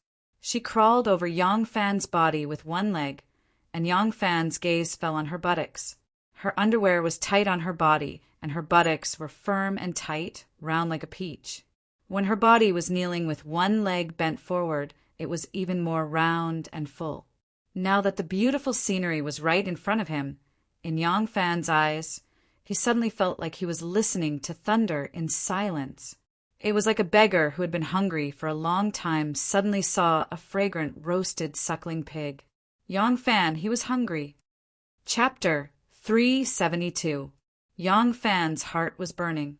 He couldn't help but reach out to grab her waist. Xiao Man screamed and fell into Yang Fan's arms. Xiao Man panicked. "Elder brother." Yang Fan stared at her and said, "Call me Lang Jun." Xiao Man gave in. She closed her beautiful eyes tightly and said with a trembling voice, "Lang Jun." As soon as she said that, her body felt like it was boneless. She fell into Yang Fan's arms and couldn't get up again. In fact, since Yang Fan was imprisoned, Xiao Man realized that she loved him. She regretted not being a real husband and wife with her Lang Jun. When she knew that her Lang Jun had not only sister Wan, but also Tineno, who loved him deeply, and even Princess Taiping was interested in him, Xiao Man had a strong sense of crisis. She had planned to give herself to her Lang Jun tonight. Unfortunately, as soon as she saw Yang Fan, she couldn't do anything. If Yang Fan didn't reach out, she wouldn't dare to do anything. At this time, Yang Fan reached out and hugged her. Xiao Man's bones were soft, and she didn't have the strength to struggle. She could only take what he wanted.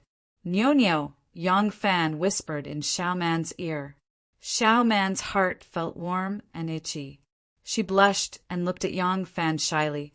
She gently leaned on his chest, closed her eyes, and said softly, "Elder brother." Lang Jun, the gentle candlelight illuminated the surroundings, and it seemed tranquil and beautiful. In the tranquility, only the rustling of clothes could be heard. Xiao Man's eyes were closed tightly, her breathing was heavy, and her face was completely red. She was at the mercy of her brother, and even her delicate body that was soft and smooth like fine jade was completely presented before Yang Fan, yet she was completely unaware. Xiao Man's mind was in a daze. She had no idea that her brother had already stripped her like a little lamb. Her slender and fair legs, her round and plump buttocks, her plump and perky breasts, and the red mark that seduced one's soul were all exposed in front of Yang Fan's eyes. Yang Fan's movements were very gentle. He loved her as if he was his most beloved treasure. Xiao Man, who had just experienced sex, was intoxicated. Amidst the sweet moans, Xiao Man completed the transformation from a young girl to a young woman. When she woke up from the Elysium, she snuggled up to Yang Fan's sweaty chest, feeling his strong embrace, and suddenly cried tears of joy. She didn't know why she was crying. She only felt that, at this moment, her heart was dripping with joy. Otherwise, it wouldn't be enough to pour out the warmth and joy in her heart. Xiao Man was like a little lamb in Yang Fan's arms. Her slender legs were still intimately wrapped around Yang Fan's waist. The calmness and gentleness after the passion were slowly seeping into each other's hearts. Xiao Man, Yang Fan's hand gently stroked her shoulders, back and slender waist. It slid all the way to her plump, firm, and tight buttocks. He whispered in her ear, Xiao Man responded in a low voice in his arms. She sounded like she was moaning and moaning. Yang Fan said emotionally, Xiao Man, from now on you're mine. Xiao Man raised her moist eyes and stared at her lifelong lover. She softly corrected him, Ever since we were young. In the early morning, Xiao Man opened her eyes to the sound of the rooster crowing. Only then did she realize that she was still snuggling in her husband's arms. She was a little shy and wanted to get up and put on her clothes. However, Yang Fan's arms were very firm. She was afraid of waking him up, so she could only obediently snuggle up to him and lie down. Looking at Yang Fan's handsome face and his firm and strong chest, Xiao Man couldn't help but smile sweetly as she recalled the scene from last night. She, who had just experienced the rain and dew for the first time, had been reborn. She had really become a little woman. It had been a long time since she married her husband, but today she had truly become a woman. That feeling. Xiao Man thought for a long time and could only describe it with the phrase too wonderful for words. Lang Jun, elder brother. Xiao Man looked at Yang Fan in a daze. Her eyes were full of love. She couldn't help but reach out and gently stroke his handsome eyebrows. Ah! As soon as her hand touched his eyebrows, Yang Fan, who had been sleeping with his eyes closed, suddenly reached out and firmly grasped her little hand. He opened his smiling eyes and gently said, Little girl, are you naughty again? Xiao Man was caught by him and couldn't help but pout coquettishly, You're pretending to be asleep. Her gaze followed Yang Fan's eyes and looked down. She was shocked to find that her body was exposed. Xiao Man was even more shy. She hurriedly pulled the thin quilt to cover her body, but Yang Fan just wouldn't let go. She couldn't help but beg, Lang Jun. Yang Fan smiled but didn't say anything. Xiao Man pretended to be pitiful again and said, Elder brother. This trick really worked. Yang Fan couldn't bear to tease her anymore and let go. Xiao Man quickly pulled the thin quilt that had slid down her shoulder and wrapped herself up tightly. Only her face was exposed. Yang Fan saw how cute she was. He couldn't help but tap her nose and asked with a smile, Lang Jun and you were lovey-dovey last night. Were you happy? Xiao Man blushed and refused to answer. Yang Fan's eyes were bright, but he didn't want to let her go. Xiao Man had nowhere to hide under Yang Fan's gaze. She just frowned and said shyly, I was tormented by you for half a night. My body is about to fall apart. What's there to be happy about? Really? Really? Yang Fan moved closer and touched the tip of his nose. He said, So it's your husband who didn't do a good job. Come on, let's do it again. Xiao Mang was startled. After all, she was just a beginner, and although she had practiced martial arts since childhood, she was still young, and her endurance for this kind of bedroom pleasure was far inferior to that of a mature woman like Shangguan Wanner. Last night, she barely managed to bear it. Although she had tasted the bliss after suffering, she still couldn't bear such a strong body. She hurriedly begged for mercy. No, it's broad daylight. Okay, I admit it. Only then did Yang Fan let her go. He laughed and said, "Admit what?" Xiao Man lowered her eyes and said shyly, "Admit. I'm very happy." Yang Fan said, "Who's happy?"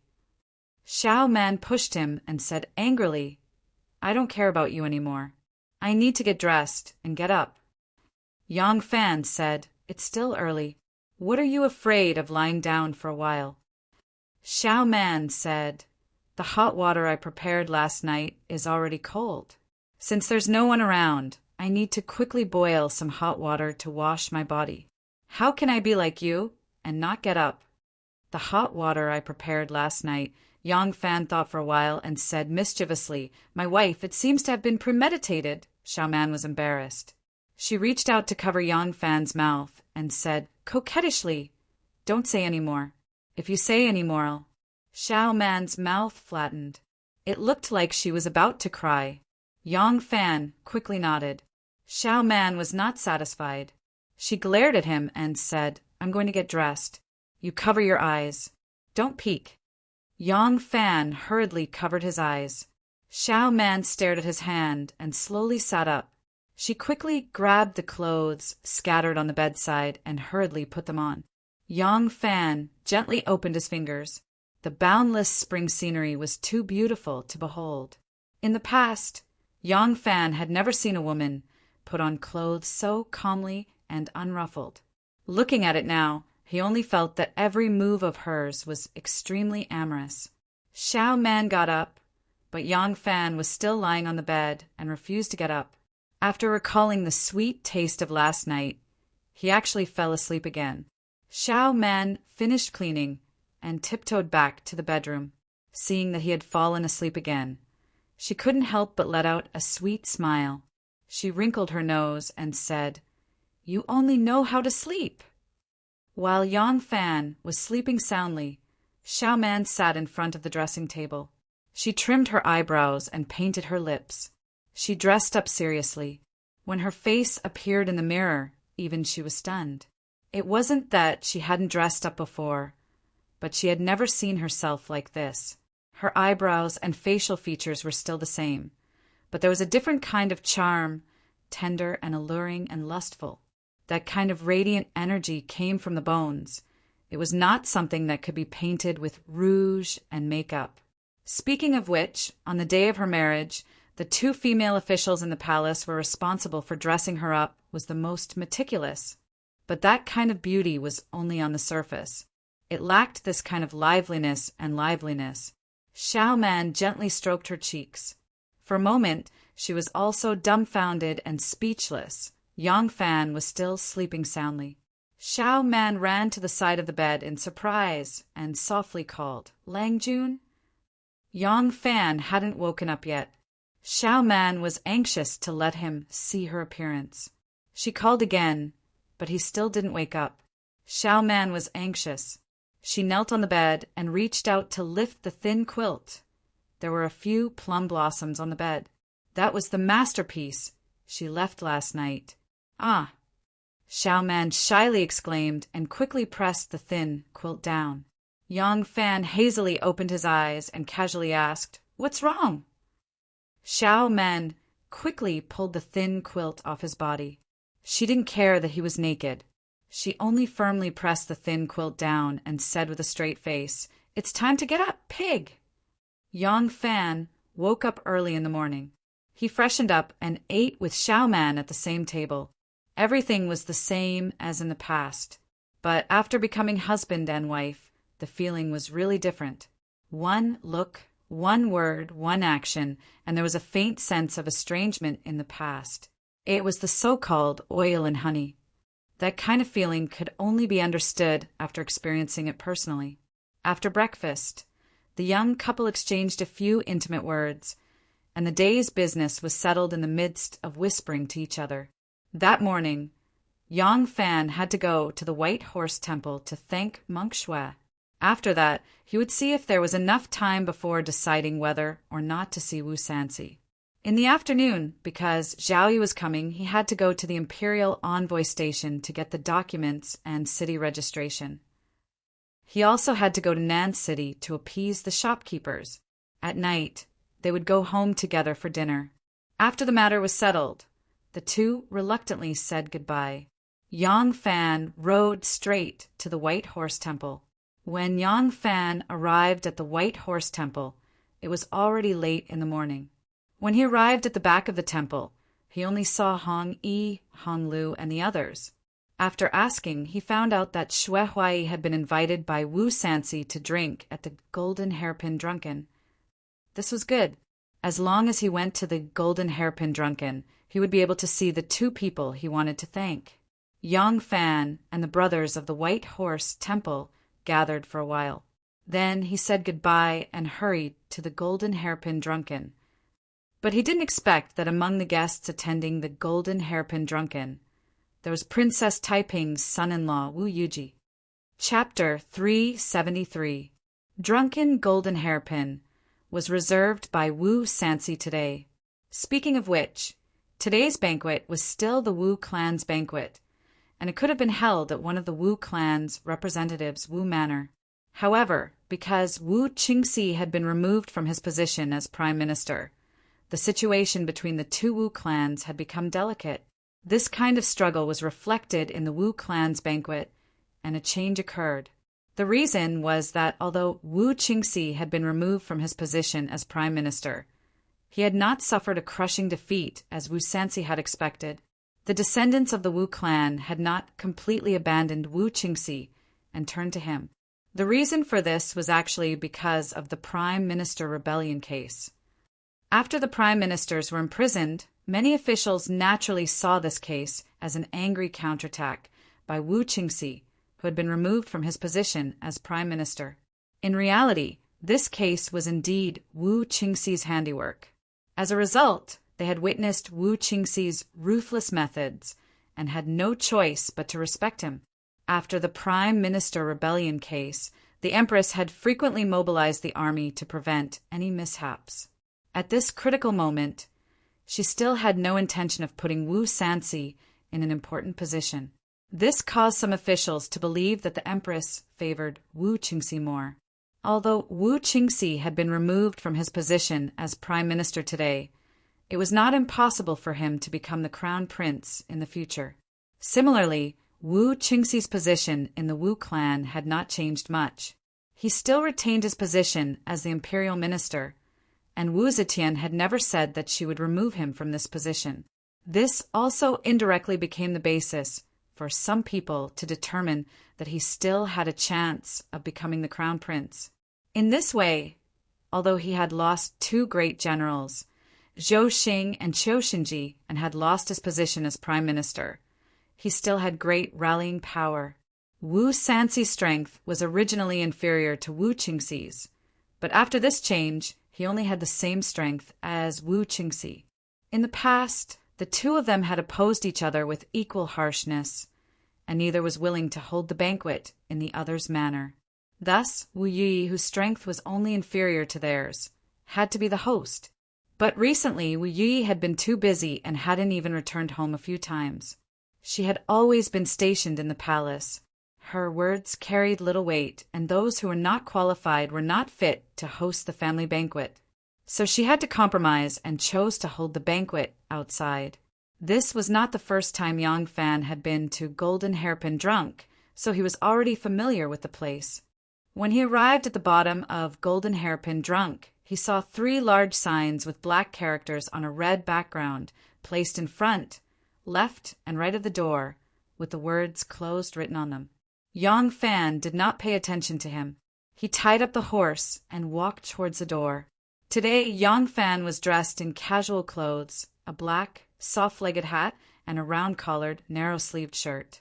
As soon as he stepped through the door, the wine master of Golden Hairpin Drunkenness came forward to stop him and said, "Sir, our shop is closed today. We are not open for business." Yang Fan smiled and pointed at the top of his head, which was full of laughter and music. "I'm here for the guests on the 2nd floor. When the wine master heard this, he put on a smile and said, "I see. May I ask which branch of the Wu clan you are from?" "My surname is not Wu," Yang Fan said. The wine master's expression became even more respectful. In that case, you must be an esteemed guest invited by the Wu clan. May I know your esteemed name? Do you have an invitation? Yang Fan became impatient. I have come uninvited. Go to the hall and tell His Highness King Yang that Yang Fan wishes to see him. The wine master did not dare to be negligent when he saw how arrogant Zuan was.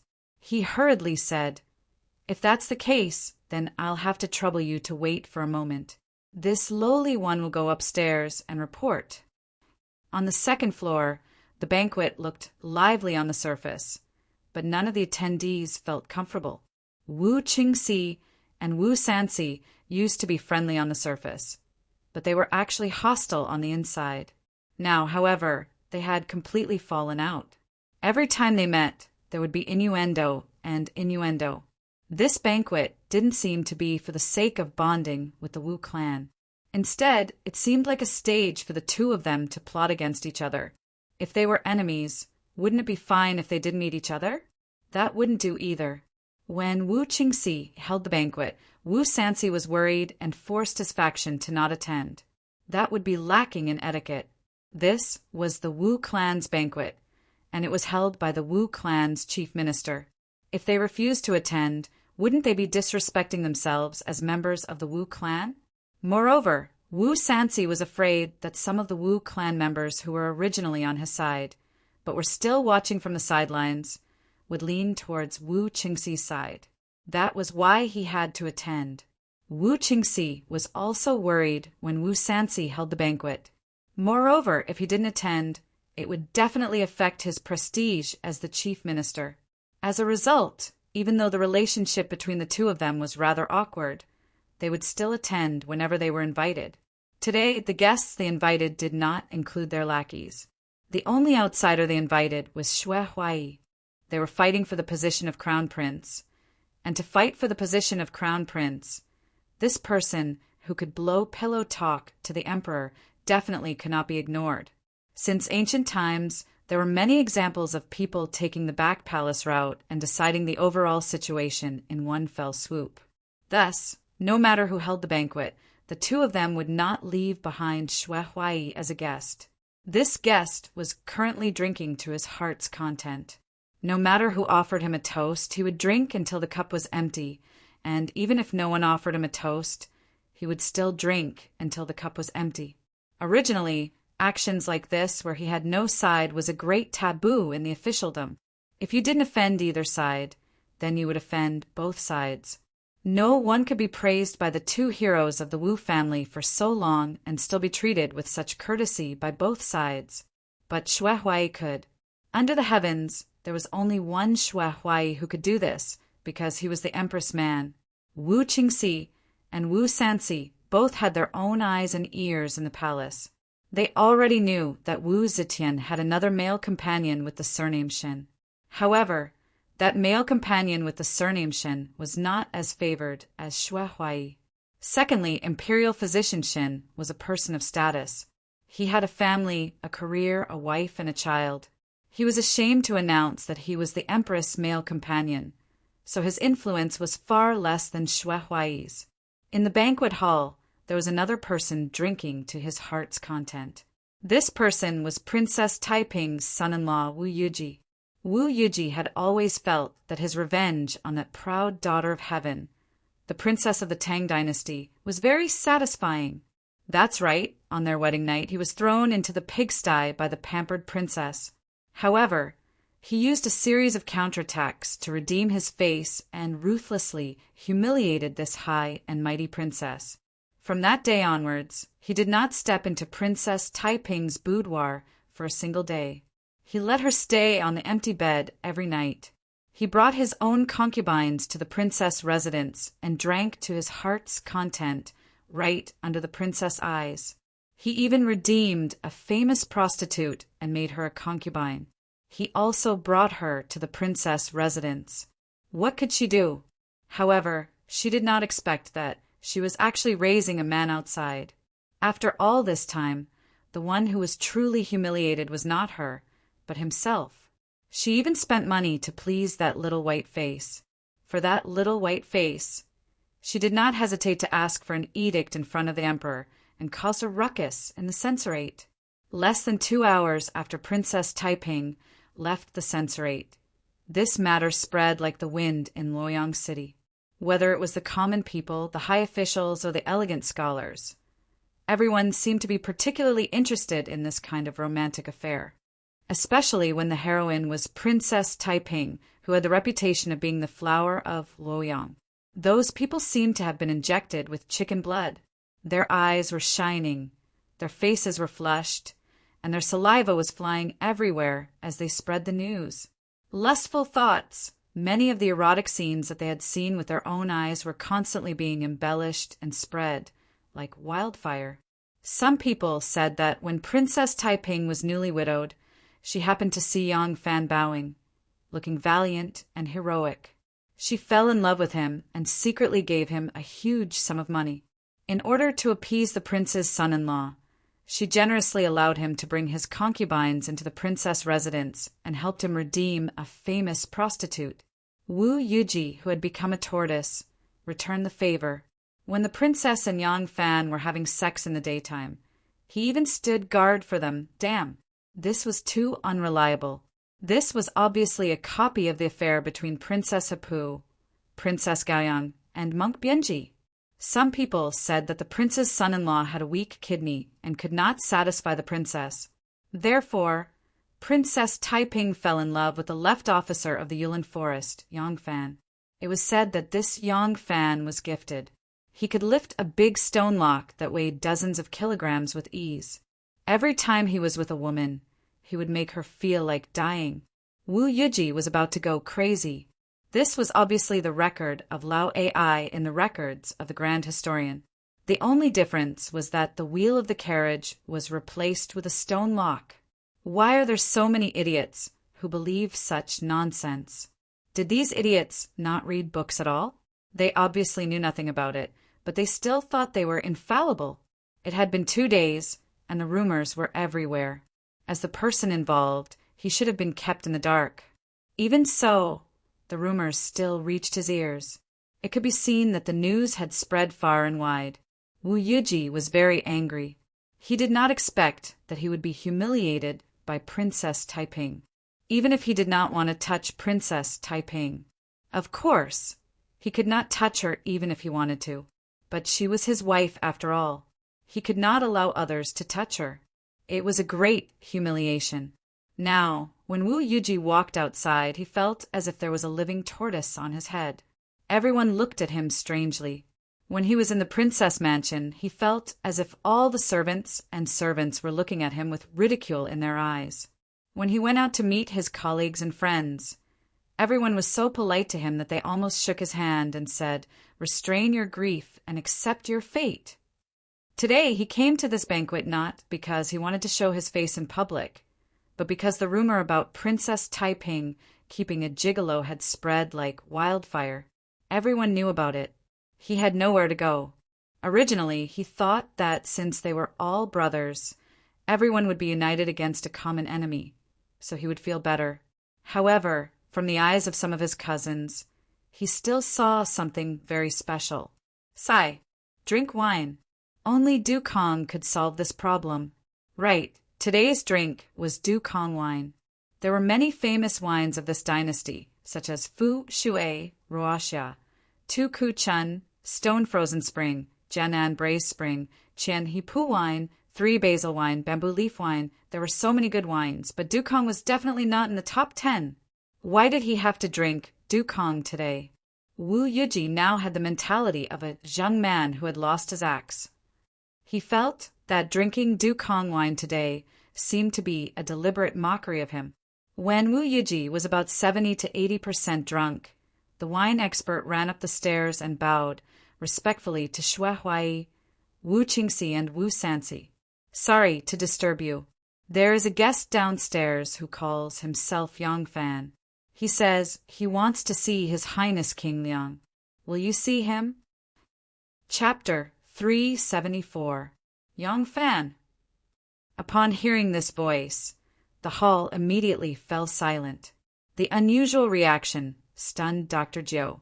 It can't be, right? Could it be that Yang Fan is a special person? Why are all the regional princes and generals showing such expressions? Dr. Jiu rubbed his head and suddenly remembered. Yang Fan? Aya, isn't that Princess Taiping's little lover? I was wondering why this name sounded so familiar.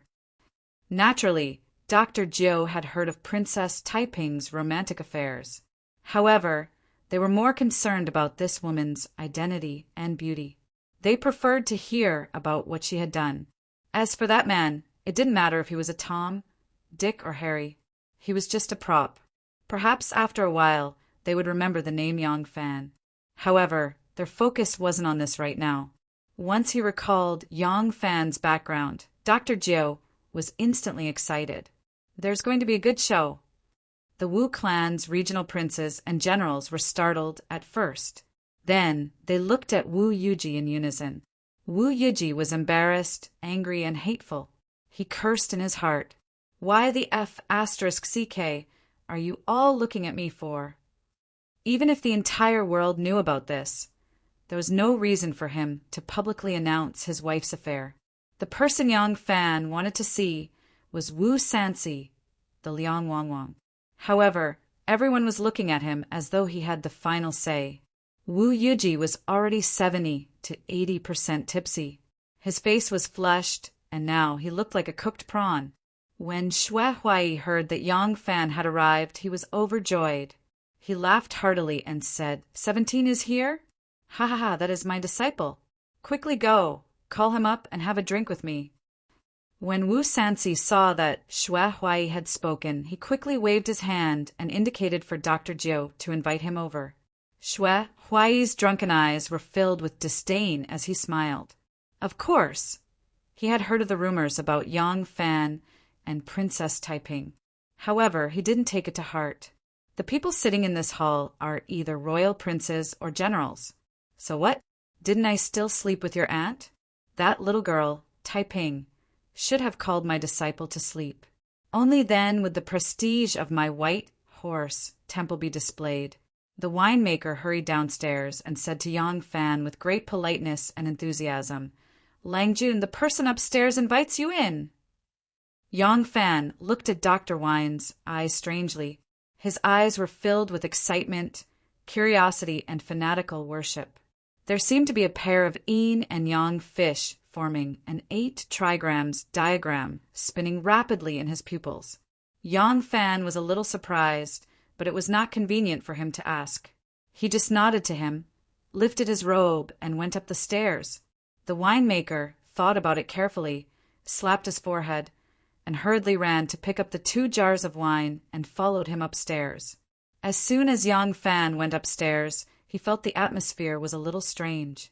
This was not the first time he attended a Wu clan's family banquet. Apart from people like Xue Huai, it was rare for the entire Wu clan to pay attention to him. When a person like him came, most of the Wu clan would still be drinking and chatting. That would be normal. Yang Fan didn't think of Princess Taiping at all. He also didn't think that since this was a Wu clan banquet, Princess Taiping's husband would also be present.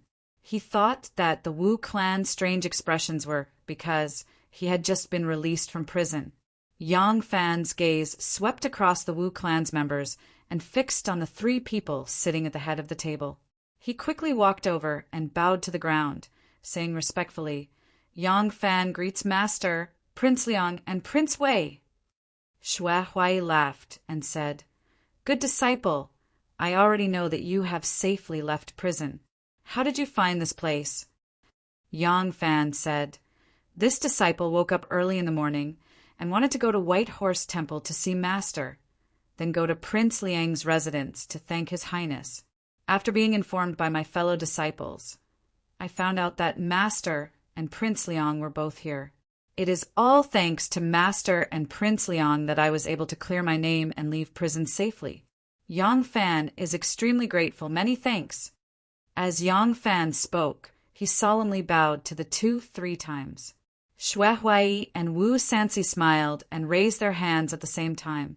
Just as they were about to speak, someone at the side suddenly said coldly, Good. How come I heard that it was a beautiful woman who caused a ruckus in court and cleared your name, allowing you to leave prison safely?" Xue Huai and Wu Sanxi's expressions darkened. Yang Fan turned his head to look at him and asked, "Who is he?" Someone at the side answered for that person. "This is the Prince of Anping." Yang Fan pondered for a moment and understood. This Prince of Anping was called Wu Yoxiu, Wu Yuji's second brother. Wu Weiliang's branch had 3 sons.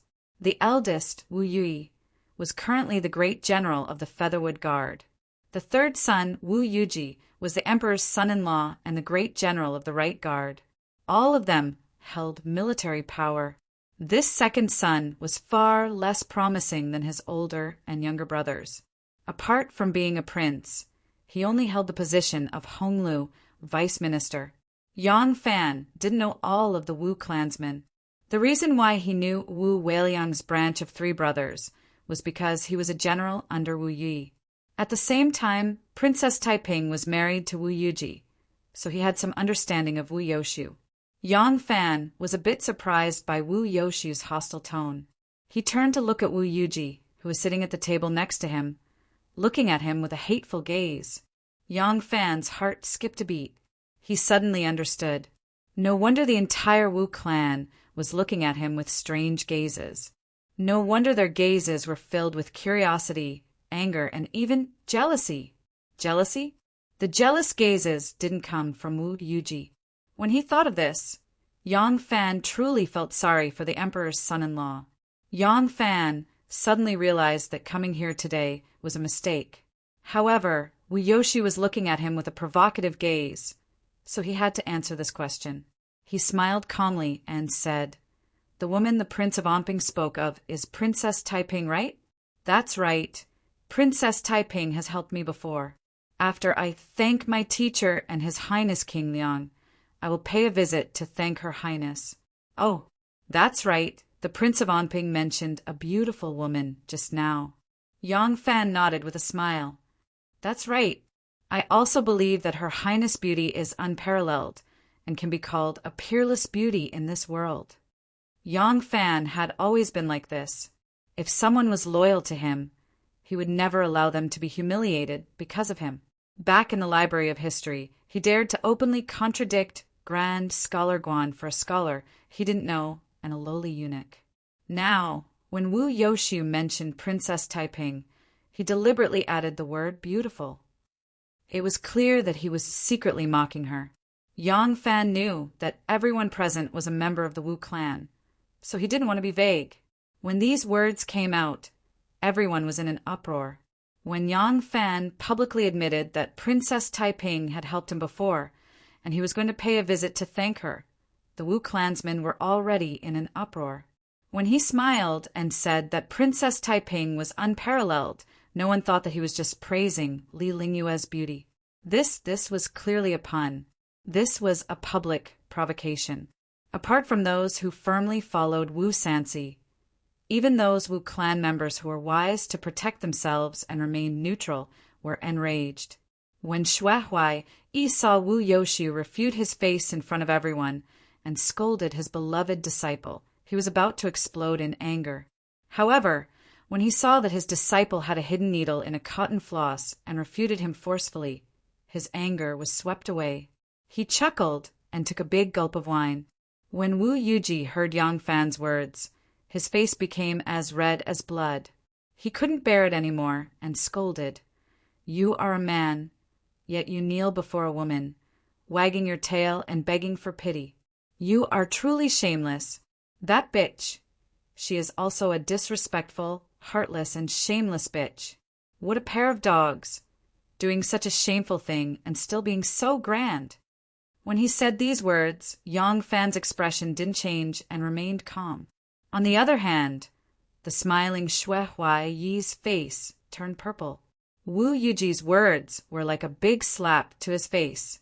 Wu Sanxi saw that the commotion was getting out of hand and wanted to stop it, but when he saw Xue Huai's expression, he shrank back.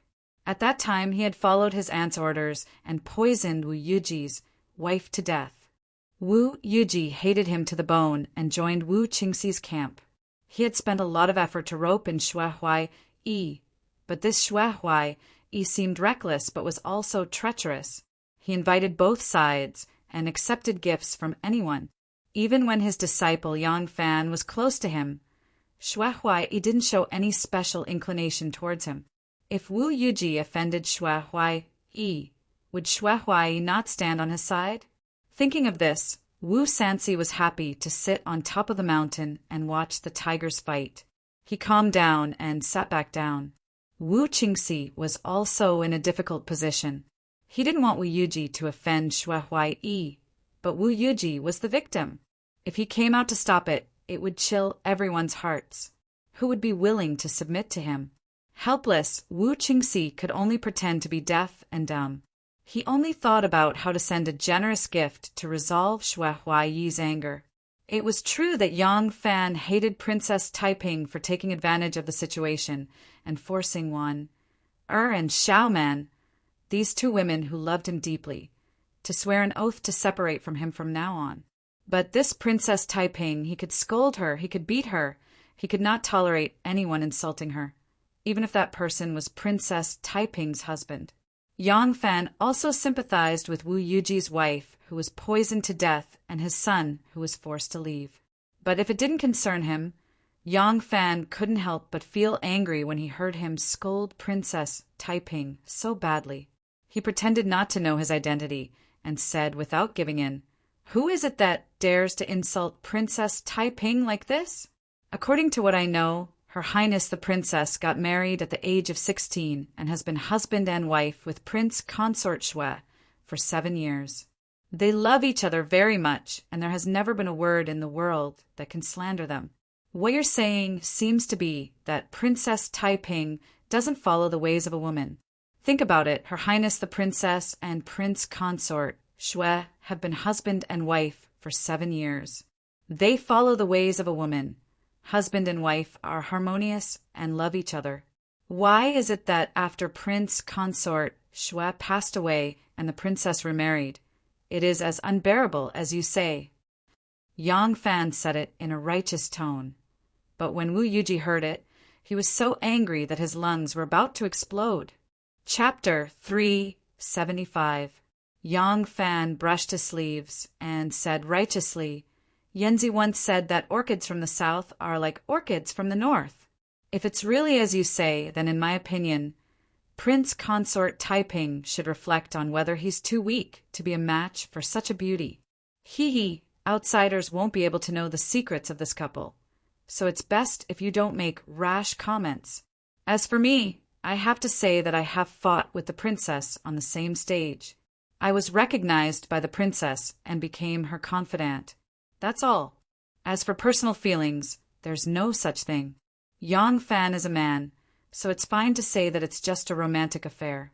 However, it's Yang Fan's fault for ruining the princess's reputation, so I have to make it clear." The wine brewer stood in a corner with 2 jars of wine in his arms, listening attentively as his eyes darted around. As expected of the man that Princess Taiping has taken a liking to, he dares to speak like this in front of so many people in the Wu clan. This courage is truly admirable. From his words, could it be that Prince Consort really has an unspeakable illness and can't have sex? Then you can't blame the princess. She's a dignified princess. How can she be a widow for you? Wouldn't that be a waste of a beauty like her? You can't even plow such a fertile piece of land, and you can't even allow her to loosen the soil for you? It's just that I don't know if this Yang Langjiang really has the ability to lift large rocks.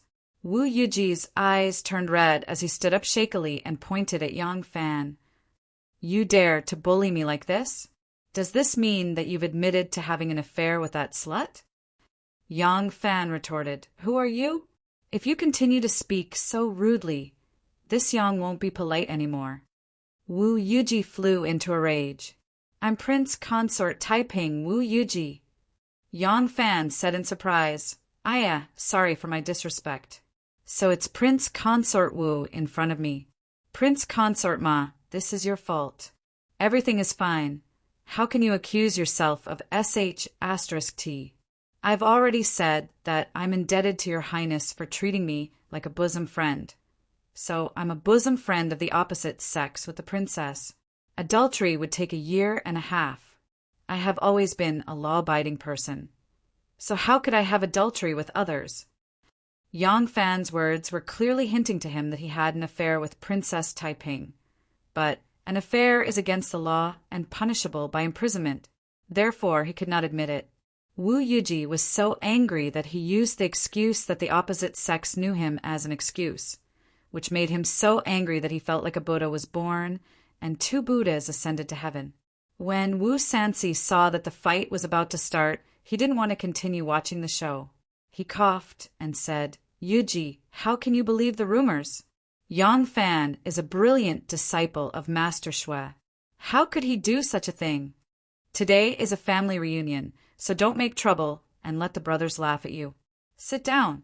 When Wu Yuji heard the 2 words, Master Shui, his mind cleared. He knew that he would not be able to gain anything if he made a move now. He could only suppress his anger and gritted his teeth, saying, "Fine. What a sharp tongue. Yang Fan, don't let this Wu catch hold of your weakness. Otherwise, humph humph." Wu Yuji sneered and sat down heavily. Wu Yoshu had always had the best relationship with his 3rd brother. Seeing him sit down, he moved closer to his ear and said, "Lao San, do you remember the story of Fong Ling?" Wu Yuji was stunned and said hesitantly, "Fong Ling? You mean Princess Fong Ling?" Wu Yoshu said darkly, "Yes, Princess Fong Ling. This matter is a disgrace to us brothers. If we tolerate this, how can we go out in the future?" Wu Yuji lowered his head and thought for a while. He gritted his teeth and nodded, saying in a low voice, "I know what to do." The Princess Fong Ling the 2 brothers spoke of was the 8th daughter of great ancestor Li Yuan. This princess later married Dou Xiaojie, the son of Empress Dou's cousin, Dou Gu. He and Princess Fong Ling were cousins. Later, Princess Fong Ling and Yang Yuji committed adultery. This Yang Yuji was the son of Princess Fong Ling's elder sister, Princess Changguang. Princess Fong Ling was his aunt. Not only did his aunt and nephew commit adultery, Yang Yuji also married Li Yuanji's daughter, Shouchuan County Magistrate. Shouchuan County Magistrate was Princess Fong Ling's niece. Princess Fong Ling had stolen her niece's man. In the end, the son-in-law, Dou Xiaojie, found out about this. Dou Xiaojie was not the waiter who stood guard for him after his wife cheated on him. Knowing the truth, Dou Xiaojie immediately took people to capture Yang Yuji, cut off his ears and nose, and beat him to death. When he returned, he wrote a divorce letter and sent Princess Fong Ling back to her maternal home. Logically, adultery should only be sentenced to 1.5 years in prison. However, Dou Xiaojie had beaten Yang Yuji to death, which was a violation of the law. Moreover, Yang Yuji was Princess Changguang's son and the son-in-law of Prince Qi, Li Yuanji. His background was not small, but what was the result? This was a huge scandal in the imperial family. Not only did Li Yuan not do anything to him, he even had to do his best to appease him.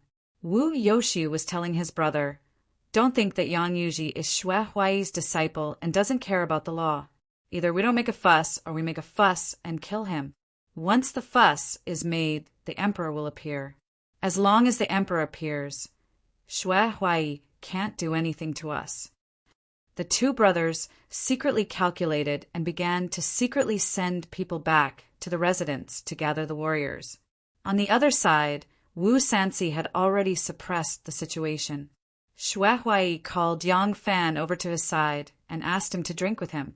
Those who had probably experienced the dead and would always be able to see through things more than others. Yang Fan was now more carefree than before. He had obviously offended a great general, and a member of the Wu clan at that, but he didn't care at all. He only talked and laughed with Shui Huai. In order to express his gratitude, he toasted Wu Sanxi 3 more times. Wu Qingxi saw that Yang Fan didn't care about him at all.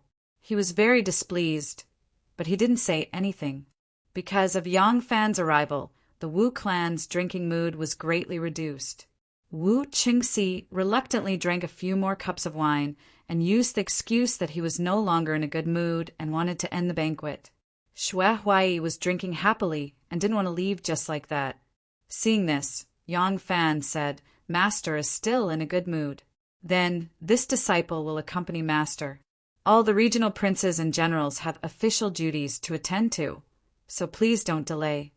Wu Sanxi was very happy to have a closer relationship with Xue Huai today.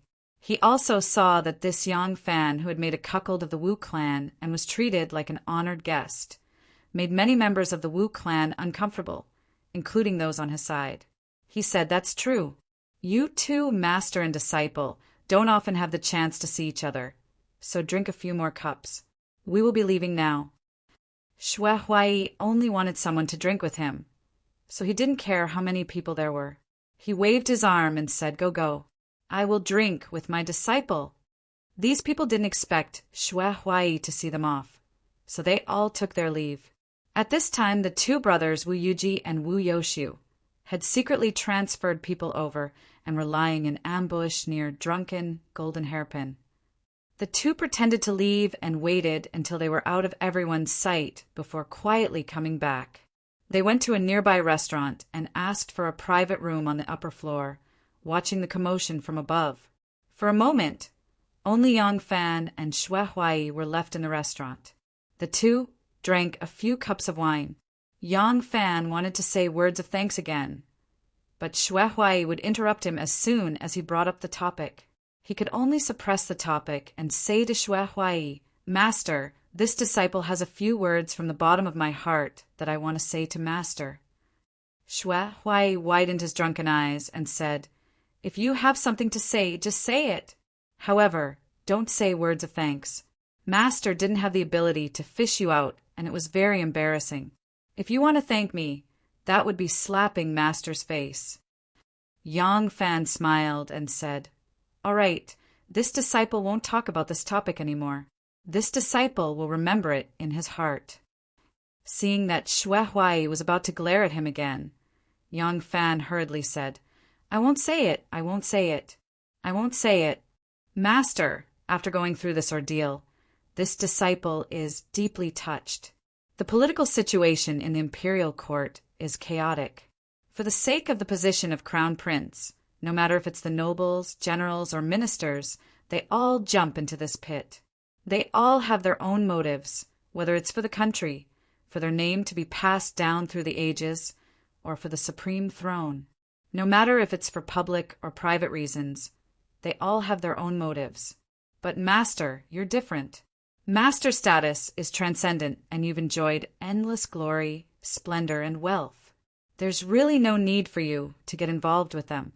As long as Master doesn't get involved, His Majesty can guarantee that you'll be able to sleep peacefully.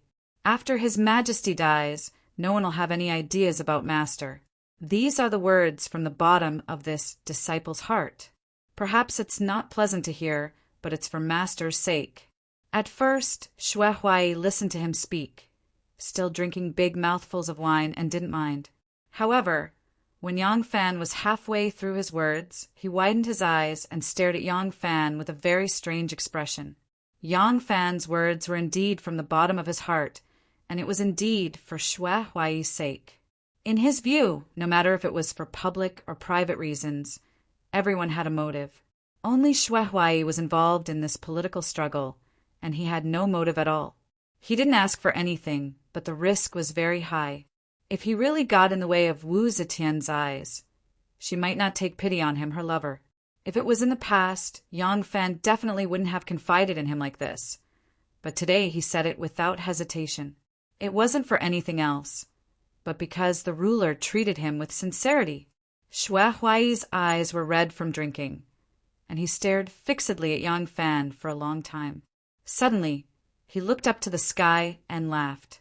He stretched out his large hand and grabbed a jar of wine. He slapped away the mud seal, raised his head, and gulped down the wine. Yang Fan furrowed his brows and called out in a low voice, "Master!" Xue Huai slammed the wine jar down with a bang. He wiped the wine stains from the corner of his mouth and looked at Yang Fan with a smile. He patted Yang Fan's shoulder and chuckled. Kid, you used to be afraid that I would drink too much. Actually, I didn't drink too much, right? Yang Fan was about to defend himself, but Xue Huai raised his hand and said, You don't need to deny it. I can see it. Hongyi and the others rely on me to make a living, so they're close to me. The Wu family's people need my help, so they're close to me. The others are afraid of me, so they're respectful. Only you, although I often praise you, you don't actually interact with me much. If it was someone else, wouldn't they always come to curry favor with me, Xue Huai's power? I can see that you want to rely on your own ability to earn fame. Don't think that I didn't say it. I admire you from the bottom of my heart. But I'm different from you. As Xue Huai spoke, his eyes turned red, and there was a faint glint of tears in them. Chapter 376. Xue Huai sighed. Actually, I don't need you to tell me. I know what I am. Why, when Su Liangxi beat me up, the Empress refused to protect me, because she knows that she has to rely on these people to govern the country. Why, when Lai Junqin does whatever he wants, I don't dare to fall out with him, because she has to rely on people like Lai Junqin to maintain her authority. What am I? Xue Huai laughed self-deprecatingly. I'm just a plaything in that old woman's bed. Yang Fan said uneasily, Master. Xue Huai raised his hand again and stopped him. I know how the world sees me. I also know how you saw me in the past. But what else can I do? You want me to abandon my power and riches and return to the streets to sell martial arts and fake medicine? I can't do it. It's not beneficial for me to get involved in these things, but I only know that I'm useful after getting involved. Otherwise, I, Xue Huai, would have lived my life aggrieved. Now a bunch of nobles are bowing to me. Ha ha ha, this is great. Don't you think so? Yang Fan remained silent. Xue Huai laughed unrestrainedly. It's worth it. What am I, Xue Huai? I'm just a ruffian on the streets. Anyone can step on me. But now, I've slept with the woman that everyone in the world worships. Everyone respects and fears her like a god. But under my crotch, she's just an ugly old woman. Yang Fan said, Master, you drank too much.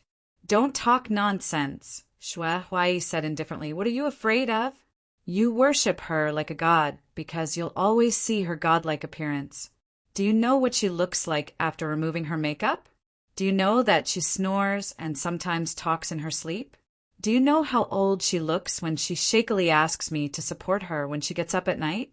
Do you know that she kneels in front of me like a dog with disheveled hair and talks nonsense? Yang Fan said in a deep voice, Master.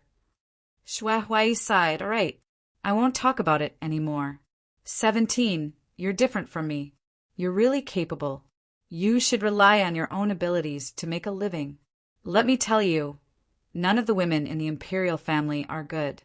You can't touch them. You can't touch them. Yang Fan didn't know whether to laugh or cry. I was the one persuading him. How did he become the one persuading me? Why isn't he out yet?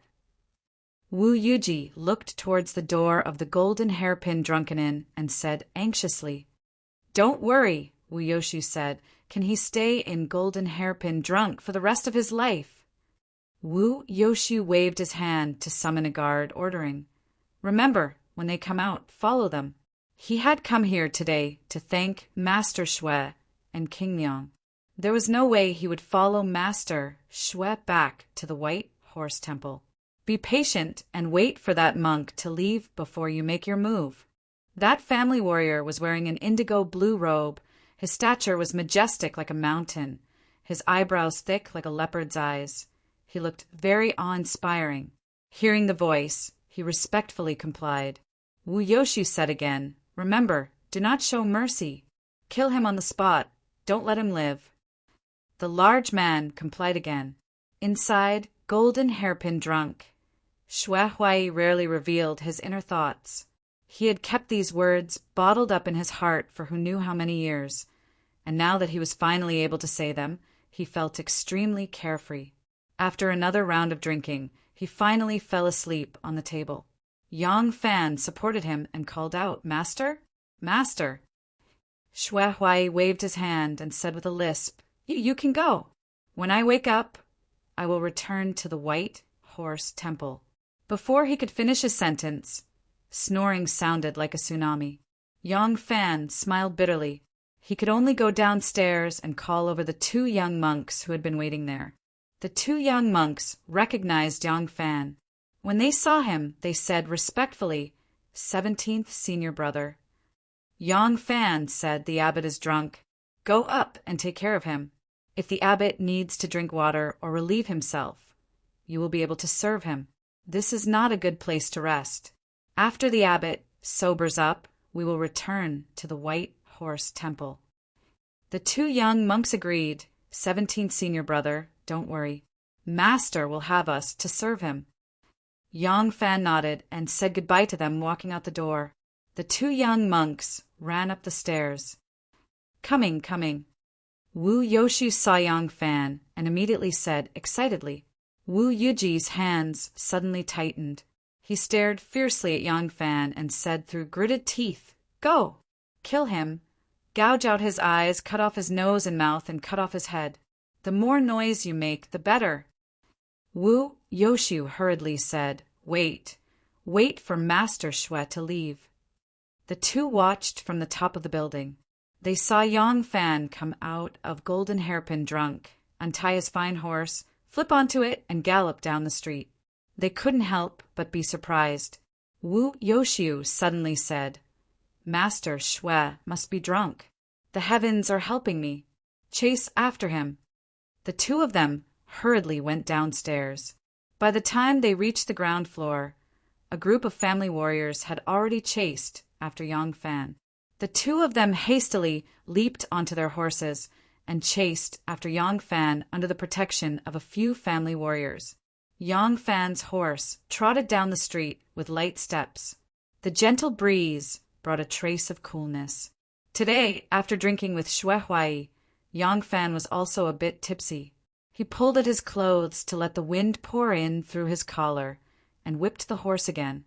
The fine horse galloped lightly. It turned into a large road ahead and entered a long street. After crossing this street, he would reach the southern city. When Yang Fan came out, it was already past noon. He thought that Xiaoman had already gone to the southern city. Since he was passing by, there was no harm in going to see her first before going home. After his first love with Xiaoman, Yang Fan was very affectionate towards his little wife. Even more, after learning that she was Niu, Yang Fan had another kind of care and concern, as if she was still the little girl who needed his care everywhere.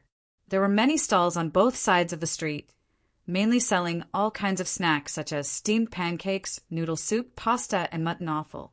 There were many people doing business, and there were also many people eating. A place like Golden Hairpin Drunk was not something commoners could afford. The food stalls in the streets were heaven for them to enjoy delicious food. Yang Fan slowed down his horse and looked at the freshly baked, steamed pancakes. The aroma of meat hit his nose. His heart suddenly moved. He thought that it would be good to buy a few meat pancakes to taste with Xiaoman. He took out a few coins from his pocket and said to the shopkeeper, "Shopkeeper, I want to buy some steamed pancakes." He bent down and handed the money to the shopkeeper. The shopkeeper quickly picked up a few steamed pancakes, wrapped them in oiled paper, tied them with a string, and handed them to Yang Fan. Yang Fan took them and thanked the shopkeeper. Just as he raised his head and picked up the horse, he was suddenly startled.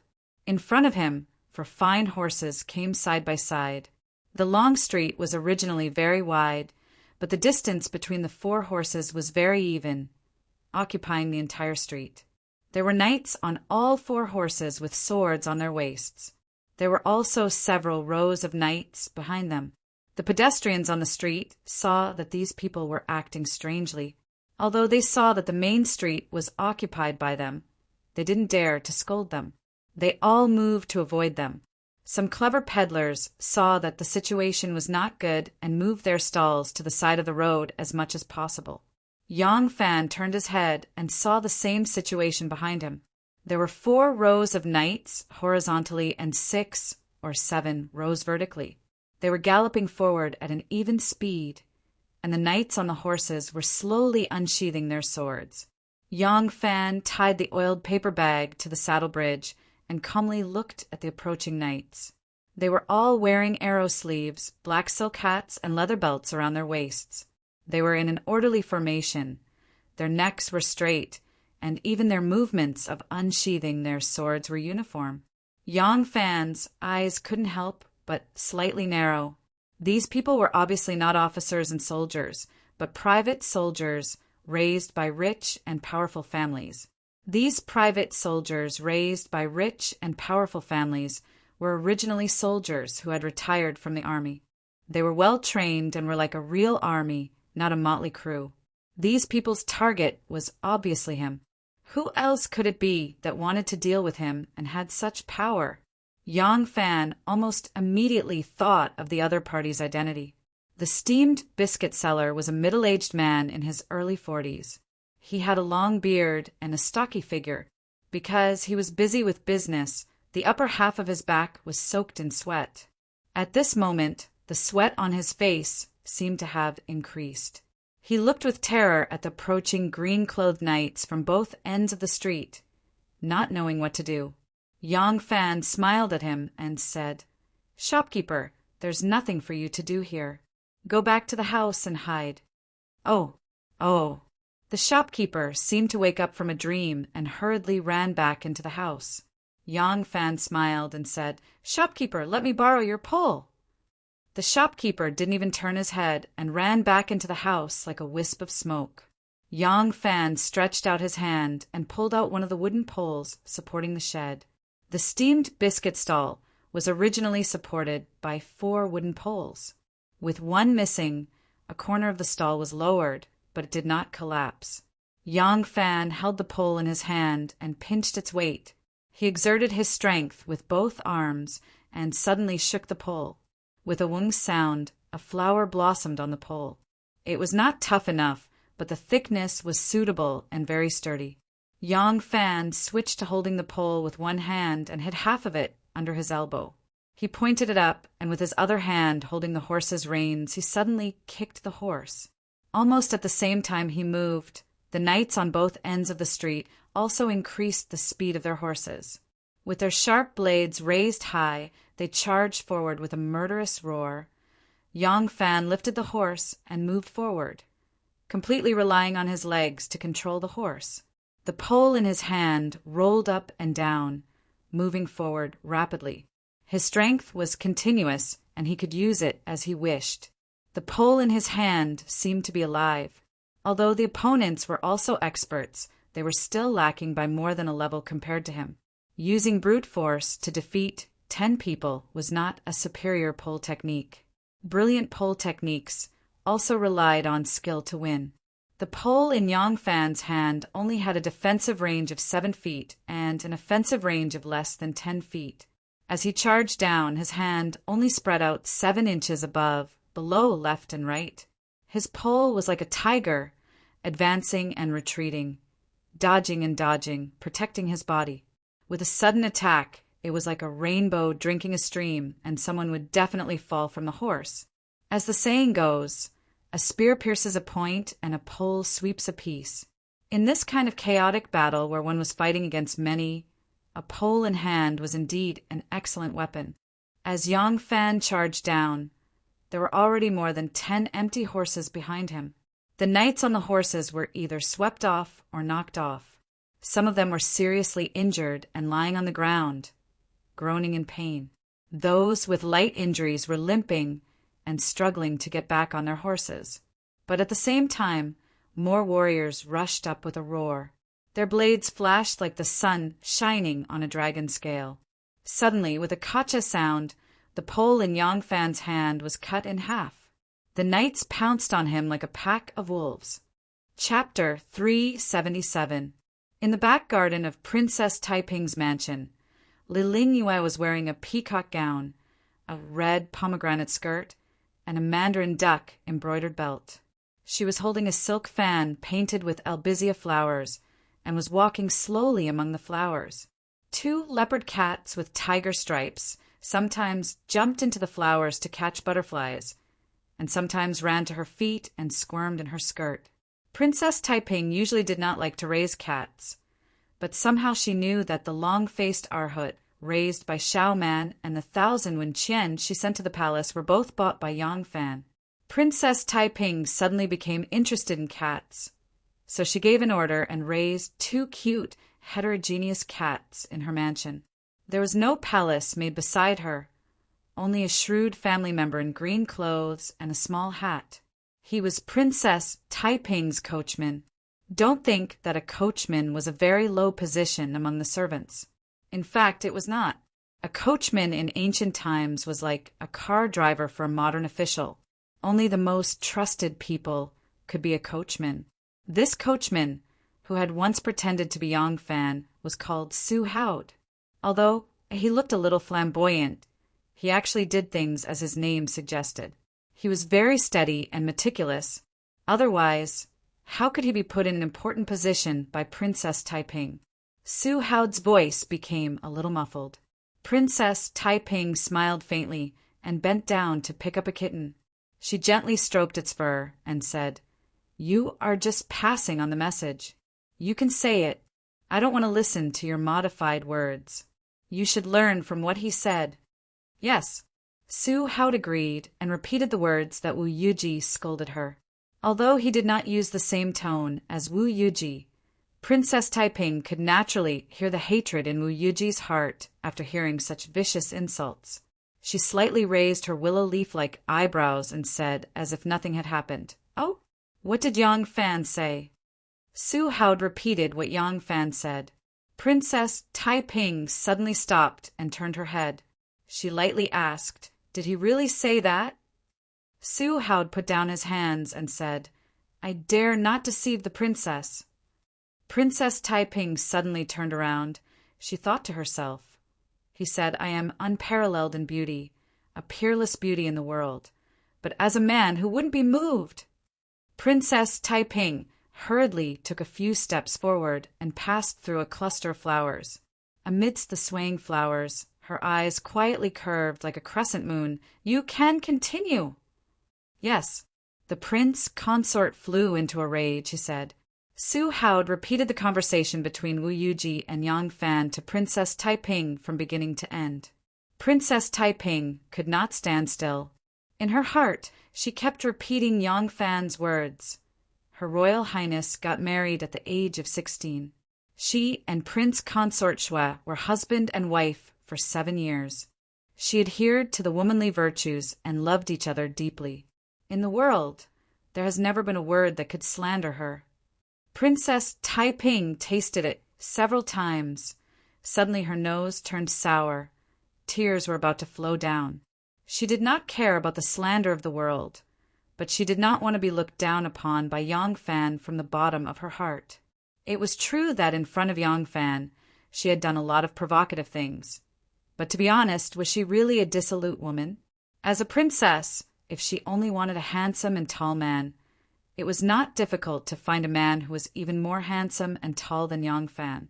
If she did not really fall in love with him, why would she degrade herself like this in front of him? So he also knows my Li Lingyue's character. He did not look down on me.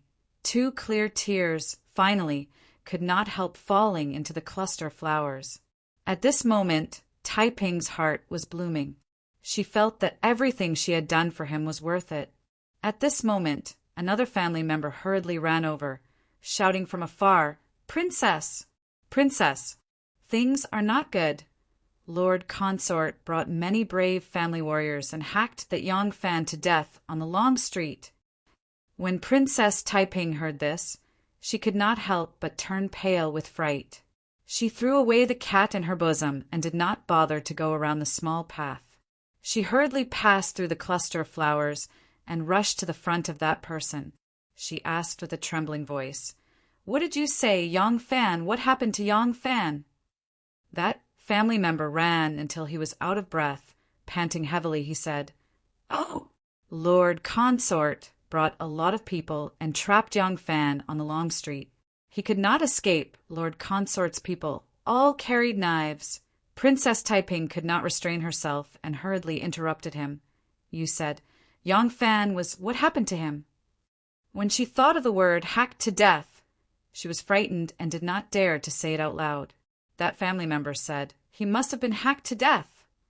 Princess Taiping's 2 eyebrows immediately raised. She said in a deep voice, Must be. That family member confidently said, When I saw that the situation was not good, I hurriedly ran back to report. Although I did not see the result, there were so many guards, and they had already surrounded him. How could he still have a way out? Of course, he was hacked to death. Princess Taiping was furious and raised her hand to slap that family member. The family member spun 2 rounds on the spot, covered his face, and did not know what to do.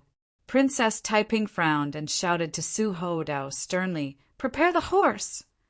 Princess Taiping didn't have time to change her clothes. She just hurriedly rushed to the front yard, mounted the horse, and rushed out of the gate. Su Haud, the family member who reported the news, and some warriors of the princess mansion all jumped on the horses and chased after her. The marketplace only opened in the afternoon. After noon, Xiaoman packed up and went out of the mansion with Tao Mei and 3rd sister to the South City. Not far away, they met Pasta and Miss Xiaodong. There was also a kind-looking old lady accompanying them. The old lady also lived in the Xiao Wen workshop. Her family ran a wine shop. Her surname was Zhong, and her name was Zhong Ruoju. When she was young, everyone called her Ruoju Nyang. Now that she was old, they still called her that.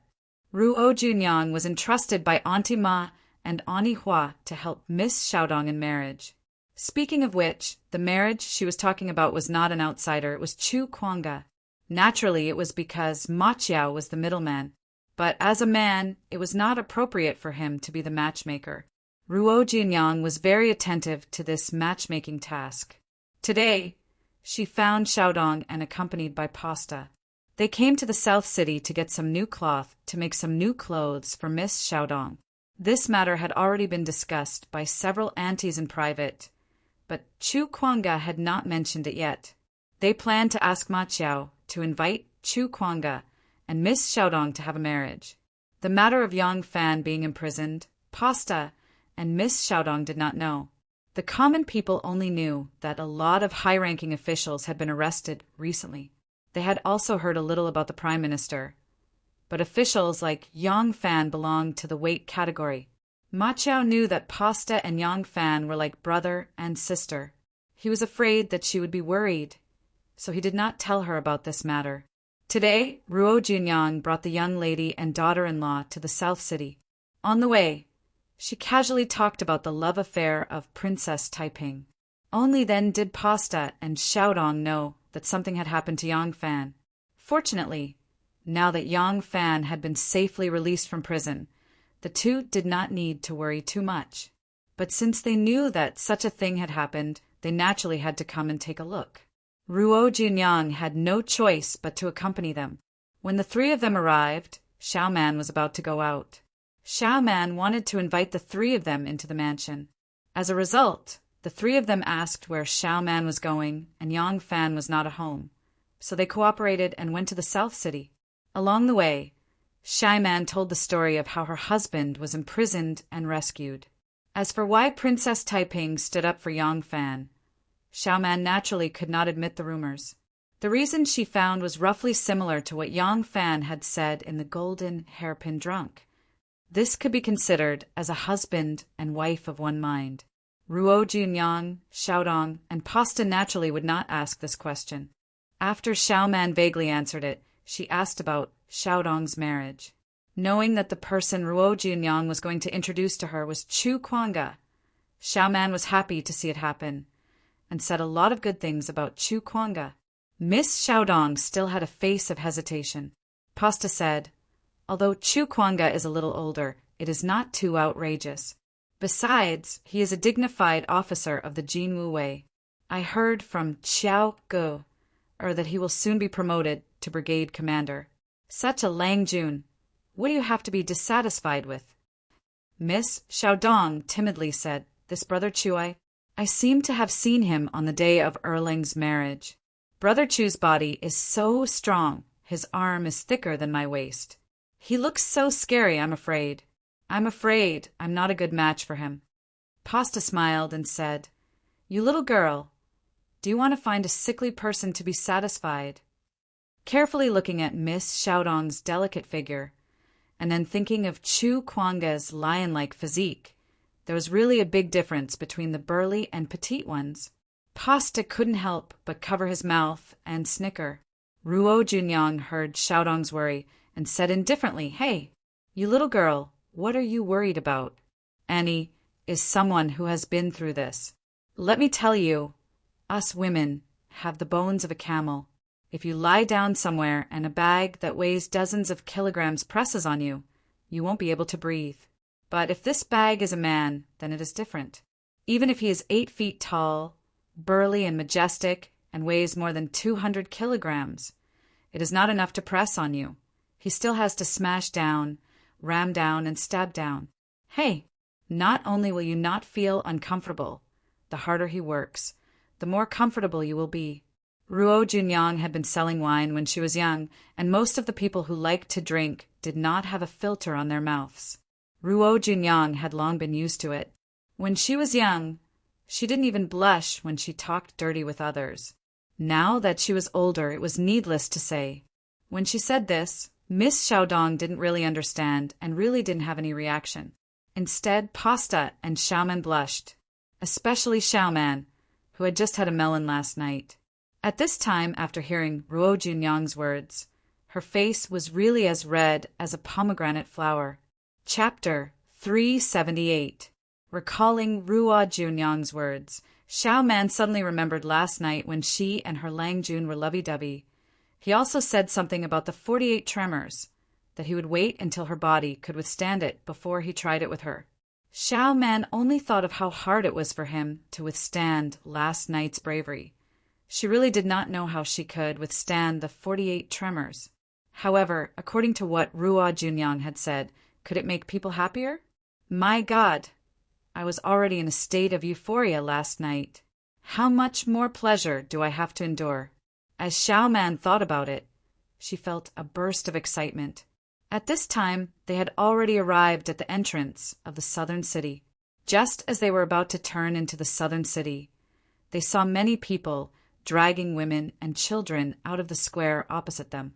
There were also some peddlers pushing small carts, as if something big had happened in the square. Someone shouted loudly, Murder! So many villains are killing people on the street. Xiaoman stopped in her tracks and thought doubtfully, The capital is an important place under the feet of the emperor. There is actually a group of people killing people on the street. Are they trying to rebel? Another person panted as he ran, Don't talk nonsense. I recognize the person who stopped his horse by the side. That is Prince Consort Wu. I think the person who must be killed is the villain. When Xiaoman heard this, her heart skipped a beat. Prince Consort Wu? How could there be a second Prince Consort Wu in the current imperial court? Who did Prince Consort Wu want to kill? Xiaoman couldn't hold it in any longer and said to Pasta and the others, You guys wait here for a moment. I'll go take a look. Yang family's girl. Ruo Junyang was an experienced and prudent person. She wanted to call out to her, but who knew that Xiaoman's speed was extremely fast. In a short moment, she had already flown more than 10 zhang away. The guards of the martial house surrounded Yang Fan. They didn't expect Yang Fan's martial arts to be so brilliant. The long rod was cut off, but Yang Fan's counterattack was even sharper. The long rod was sharp, and he stabbed many people. The long street was quiet, with only the sound of heavy breathing, moaning, and the occasional neighing of the war horses. The leading burly warrior looked at Yang Fan in surprise. His eyes gradually fell on the short stick in Yang Fan's hand. The short stick was badly mutilated and full of scars. It seemed that this short stick would not last more than a few rounds. The corners of the burly warrior's mouth gradually curled into a sinister smile. He raised his sharp long saber forward and shouted, "Kill!" The warriors all raised their swords and rushed towards Yang Fan. Yang Fan took a deep breath and raised his short rod. Just as he was about to attack again, he suddenly heard a shout and saw countless bamboo poles shooting towards him like arrows. The warriors all had to withdraw their swords to protect themselves. Yang Fan looked up and saw a beautiful woman dressed in colorful clothes. Her clothes fluttered in the wind, and she looked like a fairy flying in the sky. "Xiao Man!" Yang Fan called out cheerfully. "Lang Jun, take the stick." Xiao Man threw out a stick. Yang Fan raised his hand to catch it. He tested the stick. Although it was shorter than the one in his hand by 2 feet, it seemed to be 30% heavier. The body of the stick was soft but firm. It was straight and smooth. It was a stick made in the weapons industry. It was a real stick used in battle. He couldn't help but be invigorated. At this time, Xiao Man flew over. She turned and landed in front of Yang Fan. The two of them raised the sticks in their hands at the same time and pointed to the left and right. Yang Fan held Xiao Man's slender waist tightly and pecked her ear. He said softly, "Wife, let's kill our way out." At the end of the long street, Ruo Junyang stood on her tiptoes and said nervously, "Should we report to the authorities?" Miss Xiaodong tried her best to open her eyes wide. Unfortunately, it was a blur in the distance. She couldn't see anything clearly. She pulled Pasta's hand and asked anxiously, "Sining Jejia, how is it? How is it?" Pasta suddenly jumped up in joy and shouted, "They're out! They're out! It's fine now." On the long street, there was a lot of abandoned vegetable baskets. There wasn't a single person. On the empty street, there was only a steed slowly approaching. Xiao Man sat sideways on the horse's back. Yang Fan held her slender waist with one hand and a steamed cake in the other. The young couple fed each other and smiled sweetly. Xiao Man held Yang Fan's hand and sweetly took a bite of the fragrant steamed cake. She then said in a low voice, "Elder brother, although we've passed today, it's hard to guarantee that Wu Yuji won't cause trouble for you again. Elder brother, you have to be extra careful when you go out in the future." Yang Fan said yes. "I was careless today. I'll be more careful in the future. Don't worry." Xiao Man lowered her head and said faintly, "If I don't leave Lang Jun these 2 days, I'm afraid she'll come to our door and blame us." "She wouldn't dare." Yang Fan tightened his grip on her slender waist and said, "Don't let your imagination run wild. Leave this matter to me. I'll talk to her." Xiao Man agreed and gently bit her delicate red lower lip. She then said, Although I did tamper with the oath, I'm still lying to her. If I were to face her, I'd really be too embarrassed to explain myself. I'll have to trouble Lang Jun. Besides, since Lang Jun said there's no love affair between you two, I'll have to think of a way to clear this matter. Otherwise, it'll be a big problem for Lang Jun." Yang Fan couldn't help but feel a headache when he thought about this. Everything else was easy to handle. There would always be a way to express one's position. But this kind of relationship between a man and a woman was hard to explain. If you don't say it, others will be suspicious.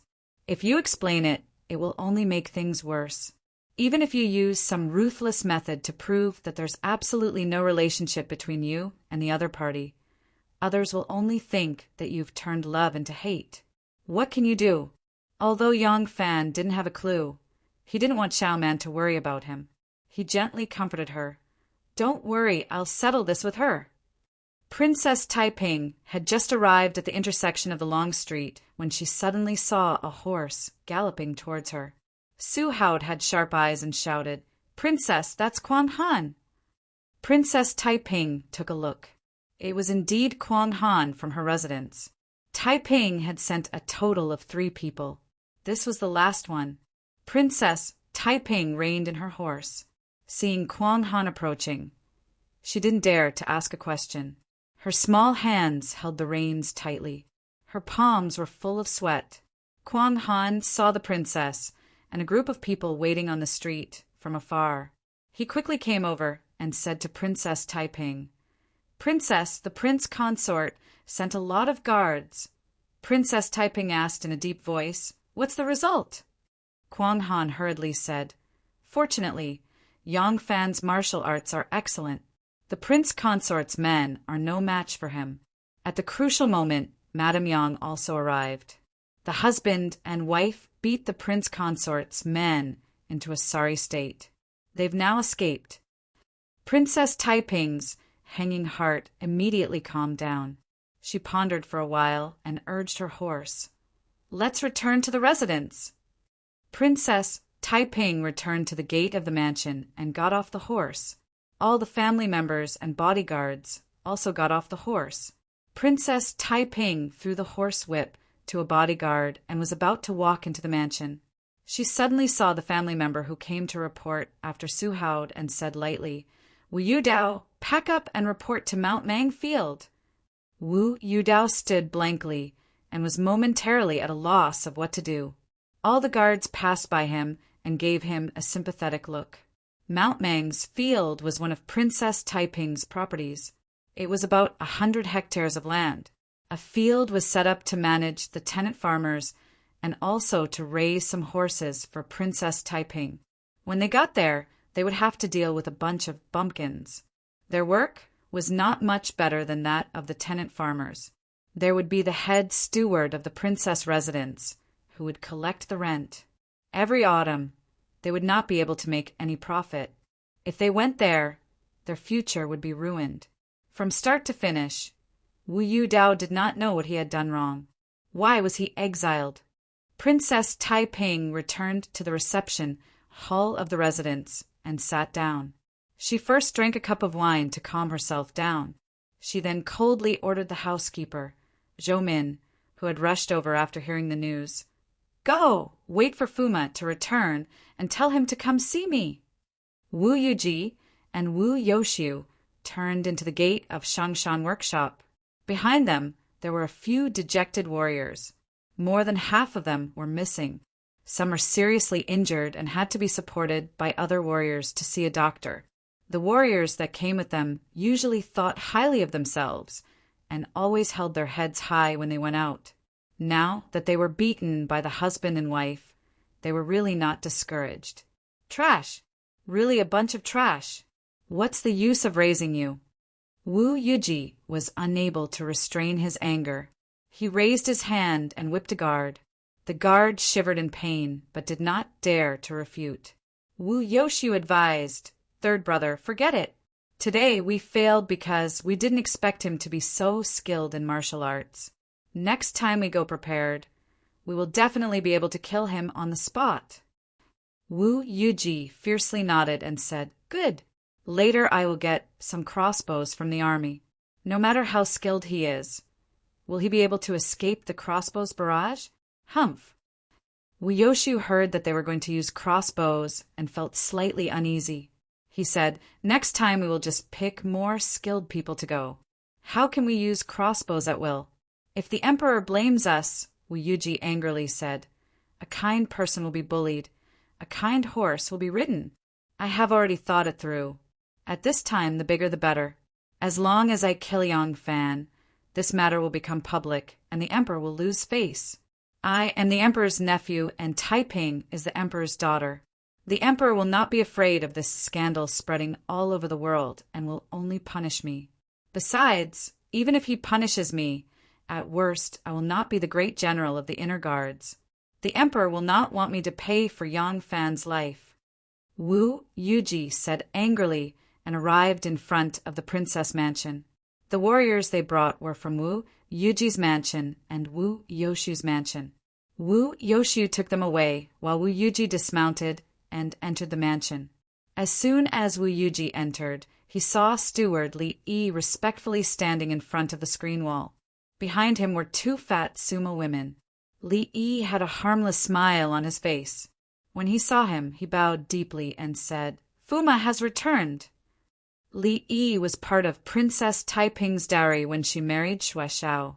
Step by step, he had climbed to the position of external steward of the Princess Fu. He had a high position and power in the Fu. Don't look at how he was a servant in front of Princess Taiping. Outside, he was a master. At the very least, Wu Yuji's words were not as effective as his in the Fu. Wu Yuji was disinclined to pay attention to this number one lackey of the princess. With a cold snort, he walked away. Li Yi smiled and said, "The princess has instructed that when the prince consort returns, he is to meet her at the Yunye Xian." Wu Yuji flew into a rage and shouted, "Princess dares to speak to me like this? Tell me to see her?" Li Yi smiled and bowed. "Prince consort has misunderstood. The princess ordered this servant to inform Prince consort and invite Prince consort to meet her when he returns." Wu Yuji sneered, "I don't have time. If she wants to see me, tell her to come to Emerald Duckweed Pavilion." After saying that, Wu Yuji walked around the screen wall and strode away. Li Yi was not annoyed. She just smiled and waved her hand. The two fat women tightened their belts, slightly swayed their arms, and chased after Li Yi with heavy footsteps. Wu Yuji was not angry at all. Chapter 379. Wu Yuji was not forced by the two women to see Princess Taiping. He did not know that Princess Taiping had already found out about today's street incident. However, he thought that even if Princess Taiping did not know today, she would hear about it tomorrow. He might as well take the initiative to visit her and show off his prowess. Wu Yuji had had enough of being vexed. Actually, even though Princess Taiping threw him into the pigsty on their wedding night, she did not care about him no matter what he did in the princess residence. Compared to all the sufferings he had suffered in the past, Princess Taiping really did not give him much anger. It was just that most people were like this. A little grievance here, a little vex there, all kinds of resentment gradually accumulated. In the end, whoever provoked this anger would be the one to bear this accumulated anger. Moreover, even though he and Taiping had not really been husband and wife, but since he bore this title, this humiliation was his. In his view, no matter how domineering Taiping was, she was still a gigolo. Even if she was a widow, it would be detrimental to her reputation. Moreover, she was a married woman. In this matter, he was in the right. If he went to her and told her, she would only be able to justify herself and be ashamed. Therefore, he did not have the least bit of fear in his heart. Wu Yuji strode to the reception hall. As soon as he stepped through the door, he stood there and coldly looked at Princess Taiping. He asked, "Why did you summon me here?" Princess Taiping was sitting there with a delicate porcelain cup in her hand. She was gently drinking her wine. Hearing him speak, she only slightly raised her eyes to look at him. She still gracefully drank a mouthful of wine. She gently waved her hand. The two young maids in the reception hall immediately bowed and left. Princess Taiping unhurriedly said, "I heard that Prince Consort displayed his power on Tong Lifang's cross street today. Ben Gong is very curious. What was the result?" Wu Yuji was surprised at first, and then coldly laughed. "Good move. You know about it so quickly." "That's right. I wanted to kill that seductive wife Yang Fan. Even though I did not succeed today, I will still do it in the future. What do you want?" Wu Yuji strode over and sat opposite her. He disdainfully said, "Do you want to throw me into the pigsty again, or go to the palace to complain to the emperor? Isn't that what you're best at? I will wait for my aunt to pity her daughter and order me not to harm Yang Fan. Otherwise—" Wu Yuji leaned forward slightly, a heart-stopping smile on his face. "Otherwise, I will definitely do it again. Princess, if you have the ability, then tie him to your belt. As long as he is left alone, he will soon become a cold corpse." "Princess, this is not what I expected. Wu Sansi poisoned your wife, killed, and you did not seek him for revenge. Instead, I have a man, so you became very angry. This is somewhat unexpected. Wu Sansi poisoned your first wife, yet you didn't seek revenge on him. Instead, it was me who had a man, causing you to fly into a rage. Princess Sansi. Princess Wu Taiping Ping. Sansi's love, Ping. Wu not. Sancher took his princess. Princess and well, Wu and you. Princess Wu. Wu well a consort. Princess. Well, consort. Ping. You took my wife. Now I will take your man. Princess Taiping faintly smiled. Her smile did not carry a trace of anger. It was as if she did not see the finger that was extended in front of her. She disdainfully spat out 2 words, coward. What did you say? Wu Yuji raised his hand and was about to slap her. Shameless slut. I dare you to say 1 more word. Princess Taiping raised her delicate and charming face and looked at him with a smile. She said softly, What? Do you want to hit me? This empress has never been. Princess Taiping coughed. She put down the porcelain cup and wiped her mouth with a handkerchief. Bring him in, she said. As soon as Princess Taiping finished speaking, a few people walked out from behind the screen. The one in front was the housekeeper, Zhou Min.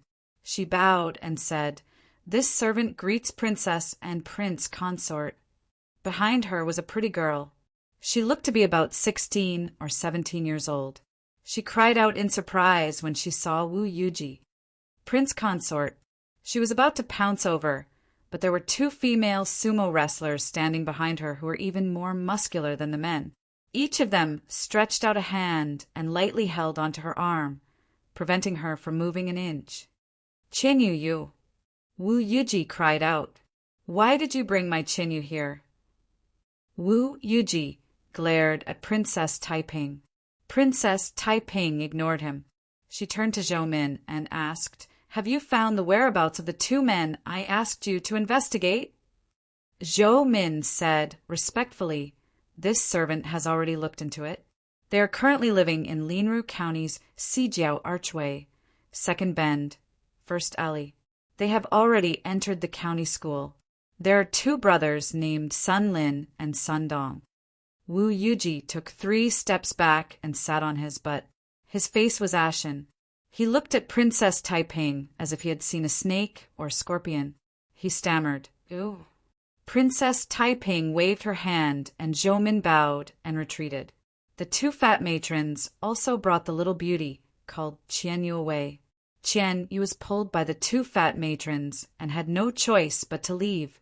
Before she left, she cried out, Prince Consort! Wu Yuji was dumbstruck. He turned a deaf ear to her cry. Princess Taiping sighed softly. You must think that I am trying to harm them by asking about their whereabouts. Wu Yuji's face was ashen. He did not say a word. Princess Taiping smiled. Up to you. Everyone in the world regards me as a snake or scorpion. What can I do? Since it has come to this, why don't we make a deal? What do you think? Wu Yuji's lifeless eyes moved. He stammered, What deal? Princess Taiping smiled. Sun Lin and Sun Dong are your sons, Wu Chongyi and Wu Chongxian, right? You arranged them in such a close place. Even though you have handed them over to your most trusted steward, you are still worried about them.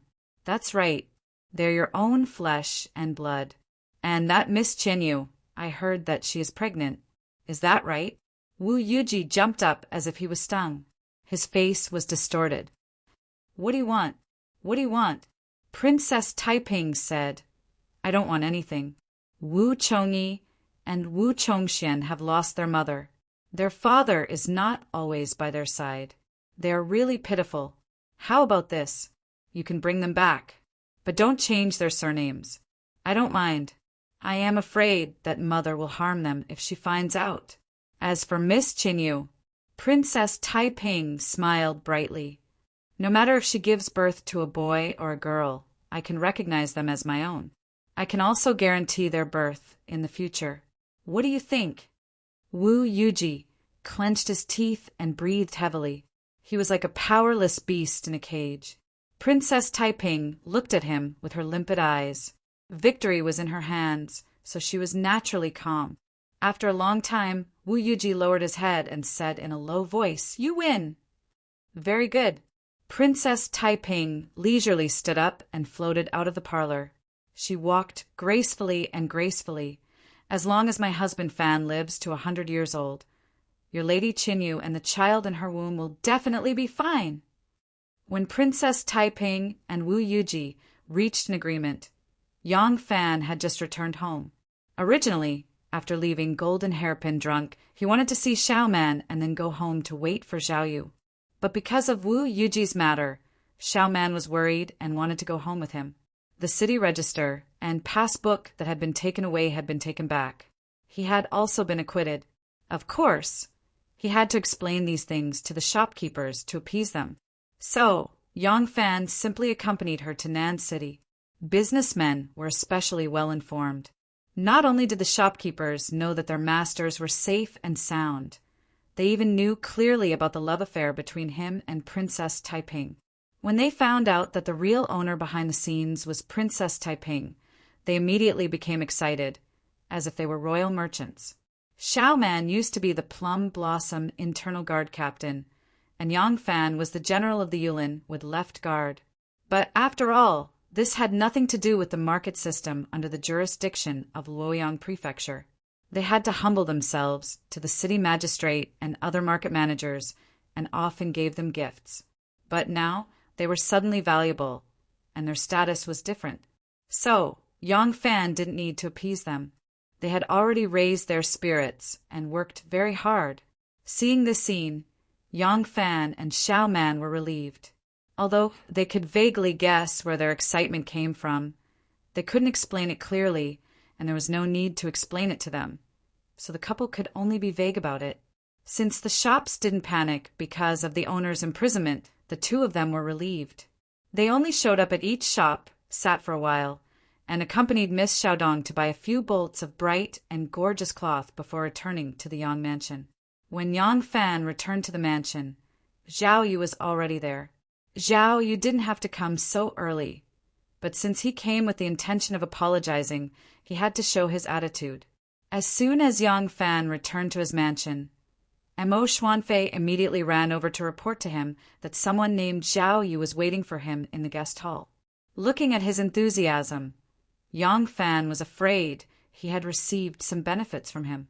Xiao Man knew that there were some secrets between her Lang Jun and Zhao Yu that outsiders shouldn't know, so she only gave him a gentle reminder and went to the backyard with Tao Mei and third sister. Yang Fan walked into the study and said to Mo Xuanfei, who was following him closely, "Please meet Mr. Zhao in the study." Chapter 380. Zhao Yu followed Mo Xian to the study and stepped in. Once he saw Yang Fan, he bowed and greeted, "Erling, it has been a long time." Yang Fan didn't get up and smiled faintly. "Please take a seat." Zhao Yu thanked him and sat down on the guest seat. He glanced at the door and saw that it was closed. He then said to Yang Fan, "Congratulations, Erlang, on your safe release from prison." Yang Fan said, "There is nothing to congratulate about being released from prison. It is fortunate that I did not die in prison." Zhao Yu laughed bitterly and said, "I knew Erlang would be resentful. Are you blaming me for not lending a helping hand?" Yang Fan frowned and said, "I don't think that your hidden sect has the ability to reach the heavens. Whatever the White Horse Monastery's Abbot Huai Yi and Liang Wangu couldn't do after much consideration, your hidden sect will definitely be able to do it. After all, your hidden sect has drifted away from the officialdom. Although you have countless connections with the officialdom, you are ultimately not as powerful as the influential nobles in the officialdom." But Yang Fan's eyes narrowed as he stared at Zhao Yu. Zhao Yu said calmly, "When Erlang was first imprisoned, we were caught unprepared. We were afraid that you could not endure the torture and would confess some unnecessary things. We made some preparations and then inquired about everything in prison. Not only did we want to rescue you, but we also wanted to find some officials who are related to us." Zhao Yu changed his sitting posture and said calmly, "To be frank, our power in the bureaucracy is indeed limited. Our relationship with the bureaucracy is mainly controlled by Xianzong. We are currently in a fierce battle with Xianzong. We cannot borrow their power for this matter. Furthermore, even if Xianzong is willing to help, They have no way to start with the rebellion case that the emperor is most concerned about. It involves the major actions of the prime ministers. Erlang must understand this. Although Yang Fan didn't feel comfortable, he knew that Zhao Yu was speaking the truth. There was friendship and cooperation, but it wasn't realistic for Zhao Yu and Shen Mu to treat him like Ma Qiao and Chu Kuanga, who were willing to sacrifice their lives for him. Thus he just nodded slowly. Zhao Yu said, "After that, Xue Huai and Wu Sansi failed one after another. According to our judgment, the odds are stacked against you. I just didn't expect that Princess Flatboard would make a move at this time." Zhao Yu's eyebrows twitched slightly. Apparently, he was thinking about the romantic affair between Yang Fan and Princess Taiping. Unexpectedly, he also looked Yang Fan up and down with curiosity. With a smile, he said, "Erlang, you are very capable. If my third uncle knew about this, I'm afraid he would also be convinced by you." His third uncle was naturally the eldest young master Shinmu, who was dissolute by nature. Yang Fan just snorted coldly and did not explain. This kind of thing, other than the person involved, no matter how you explain it to others, it would not change their preconceived ideas. Zhao Yu laughed again and said, "Erlang, I don't wish to deceive you. Honestly speaking, if it was me or Xiao Fei who caused Zhang Yi to fall into such a predicament, the only thing the hidden sect could do would be to sever all connections. To save someone, one must have the ability to do so. If one's good friend is drowning and one doesn't know how to swim, and there isn't anything to borrow strength from, could it be that one has to jump down with the other to be considered loyal? That is called foolishness. If not, we can just die together. Even if we don't wish to be born together, the same month, the same day, and the same year, the pugilistic world's loyalty is not feasible, and it cannot be done. If my hidden sect adheres to this principle, we would have been finished a long time ago. If any of the important figures were to die, they might drag countless brothers along with them. In addition to their relatives and friends, wouldn't they have been executed countless times by the imperial court? Every time, they would have to kill tens of thousands of people. Yang Fan let out a light breath and said, "Forget it. I might be a little unhappy about this matter, but it is also human nature. Brother Zhao, please don't blame me. Logically speaking, I know that what you are doing isn't wrong. Just like I admire the noble character and unquestionable integrity of the current court officials. If they are in trouble, I am willing to lend a helping hand, but it must be within my capabilities. Otherwise, I won't sacrifice my wife and family just to die with them." Yang Fan leaned forward slightly and said, "I believe that Brother Zhao's visit today isn't just to explain to this Yang that when this Yang was imprisoned, it wasn't that you didn't do anything, but that you didn't have the ability to do so. There must be something more important, right?" Zhao Yu's expression turned serious and said, "That's right. I wonder what Erlang plans to do next." Yang Fan's handsome brows furrowed slightly, and he asked with doubt, "What plans?" Zhao Yu said, "Exactly. You can't possibly think that after everything is settled, you can still return to the Featherwood Guard as a general, right?" Yang Fan's eyes flickered slightly, but he didn't reply. Zhao Yu smiled slightly and said, "I know. Although Erlang understands what we did when you were imprisoned, there is still a knot in your heart. This knot has to be slowly smoothed out with time. Similarly, you were imprisoned because of your conspiracy, and you were almost executed.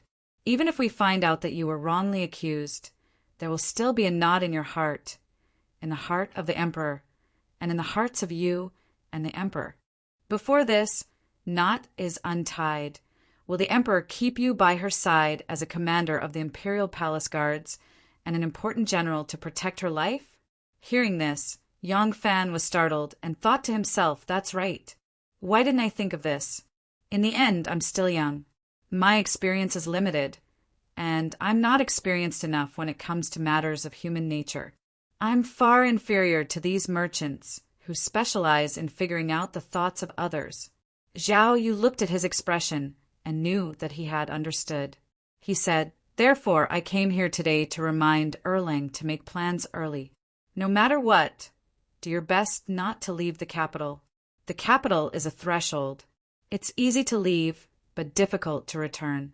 Don't look at how many important officials of the court are demoted and promoted. They're demoted again and promoted again. That's because their official position, reputation, and ability have reached a certain level. The emperor has long since taken note of them. When he needs to use them, he will naturally think of them. But you still can't. Yang Fan lightly grunted and thought to himself, if I can leave the capital, it's not necessarily impossible. It depends on where I go. The emperor has always been gathering troops to attack the 4 towns of Anxi. If I go to the western regions to lead troops and others make great contributions, if no one reports to the emperor, or if the higher-ups divide the contributions, there won't be much to reward in the capital. But I'm not the same. It's said that it's easy to be an official if there's someone in the court. As long as I make a contribution in the western regions, I'll definitely be able to reach the emperor. Would I be afraid that I won't be able to be put in an important position? But according to Zhao Yu, I'm afraid that the emperor will soon issue an edict. 1. Is bound by an oath and is forcing herself to be happy in the palace. I don't know where Anu has become a monk. If I don't ask about it, it will really chill her heart. If I don't solve the problem with the princess, I can't guarantee that she won't find a way to bully Xiao Man. This body of emotional debt is really a headache. Zhao Yu saw him lowering his head in silence and his expression fluctuating. He said, Erlang, you don't need to think too much. I'm just giving you a reminder. In reality, we are working on something that might be able to save the prime ministers from prison. Once they are safely released, they will more or less take care of you. The emperor will probably have to leave for a while, but he might not be transferred out of the capital. Yang Fan suddenly raised his head and asked in surprise, You have a way to save Grandmaster D and the others? Zhao Yu laughed. You think too highly of us. Perhaps in the long run, we aristocratic families have a way to guide the way. It's like a torrential flood. If we dig a ditch, the water will naturally follow the route we draw. There will be no trace of digging, and the emperor will also take it for granted. But in the course of the flood, the boat capsizing depends on the force of the flood, and it's not something we can control. We can't even save you, so how can we save the prime ministers? The prime ministers were able to escape because of you. If you're not guilty, then are the prime ministers guilty? The emperor's mind will be shaken. Our method wouldn't normally be effective. But at this time, it's just pushing the boat with the current and giving the emperor a reason. Whether blood will flow or the sun will shine. Isn't it all up to the emperor? Yang Fan couldn't help but ask, What do you plan to do? Zhao Yu raised his hand and pointed upward. He smiled and said, In 10 days we'll see some clues. Erlang, just wait and see. Wei Tuaner paced back and forth slowly in her bedroom. Her expression was uncertain. As one of the most favored female officials in the palace, her residence was very spacious and luxurious.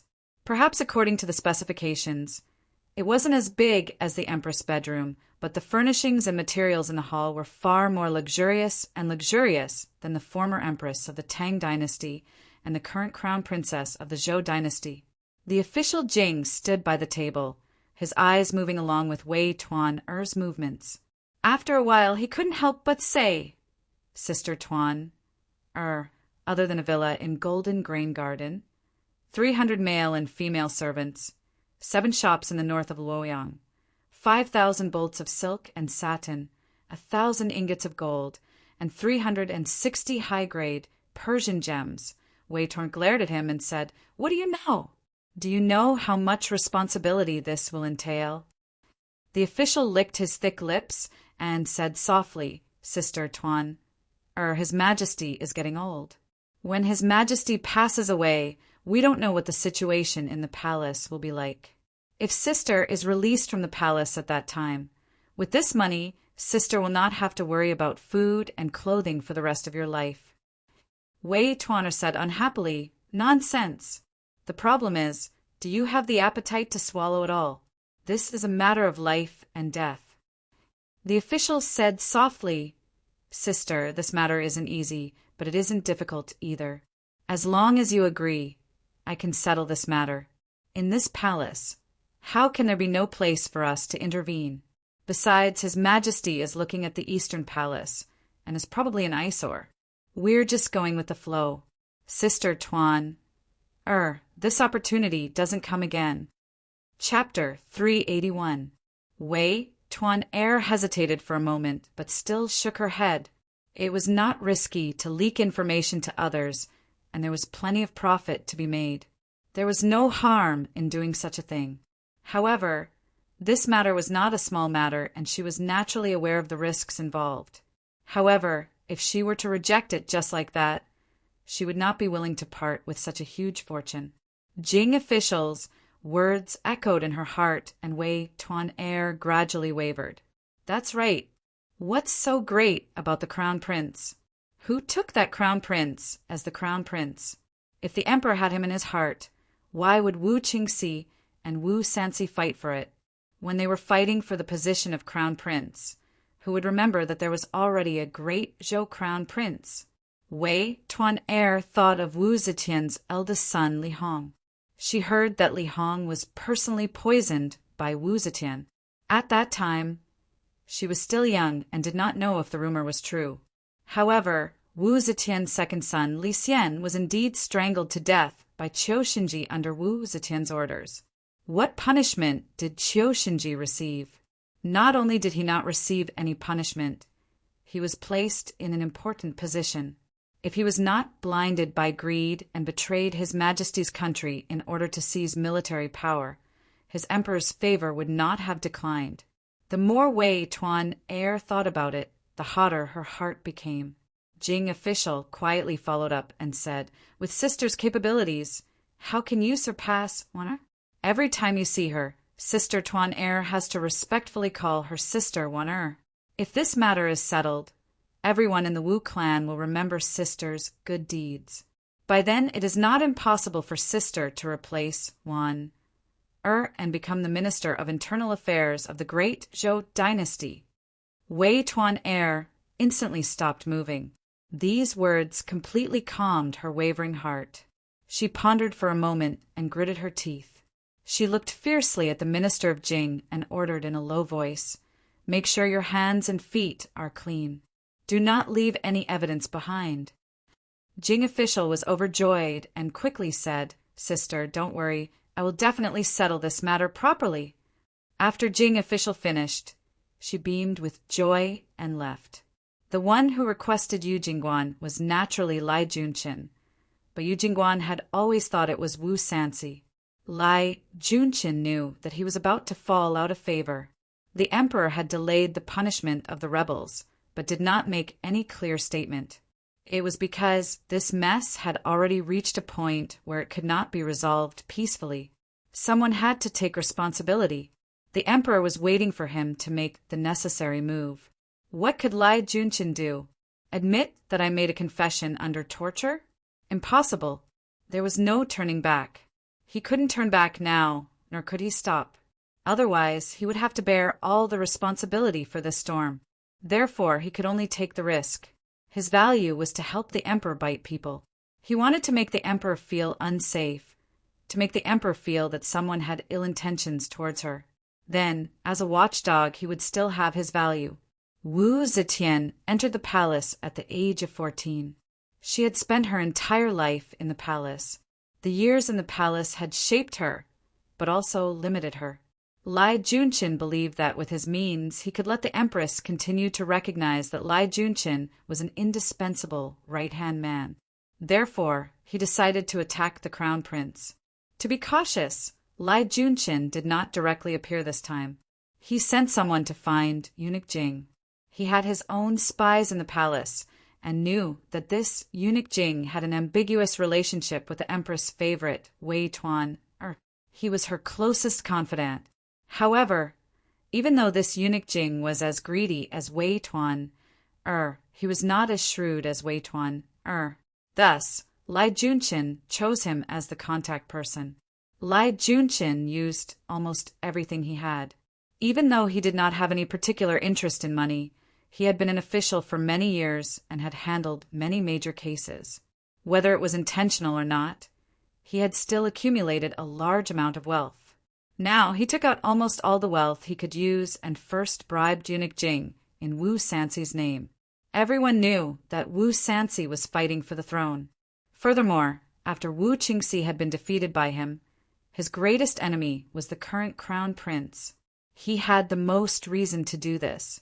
As expected, Eunuch Jing did not suspect the identity of the contact person. In reality, when he saw the carts of gold and silver ingots and the contract for the fertile fields and beautiful buildings, he probably did not think of anything else. News from the palace quickly came back, and Lai Junchen was relieved. The emperor did not say anything, and he did not have any reaction. It was as if everything he had done was open and honest, so he did not need to take any remedial measures. He was waiting for the Eastern Palace to be exposed. The situation would be completely reversed the moment the Eastern Palace was exposed. Everything would still be within his control.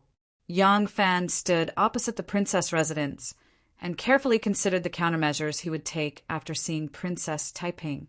Yesterday, Wu Yuji had almost killed him on the street. Naturally, he had thought of the possible consequences before coming here today. The princess residence seemed dangerous, but it was actually very safe. After all, the person in charge here was the princess and not the emperor's son-in-law.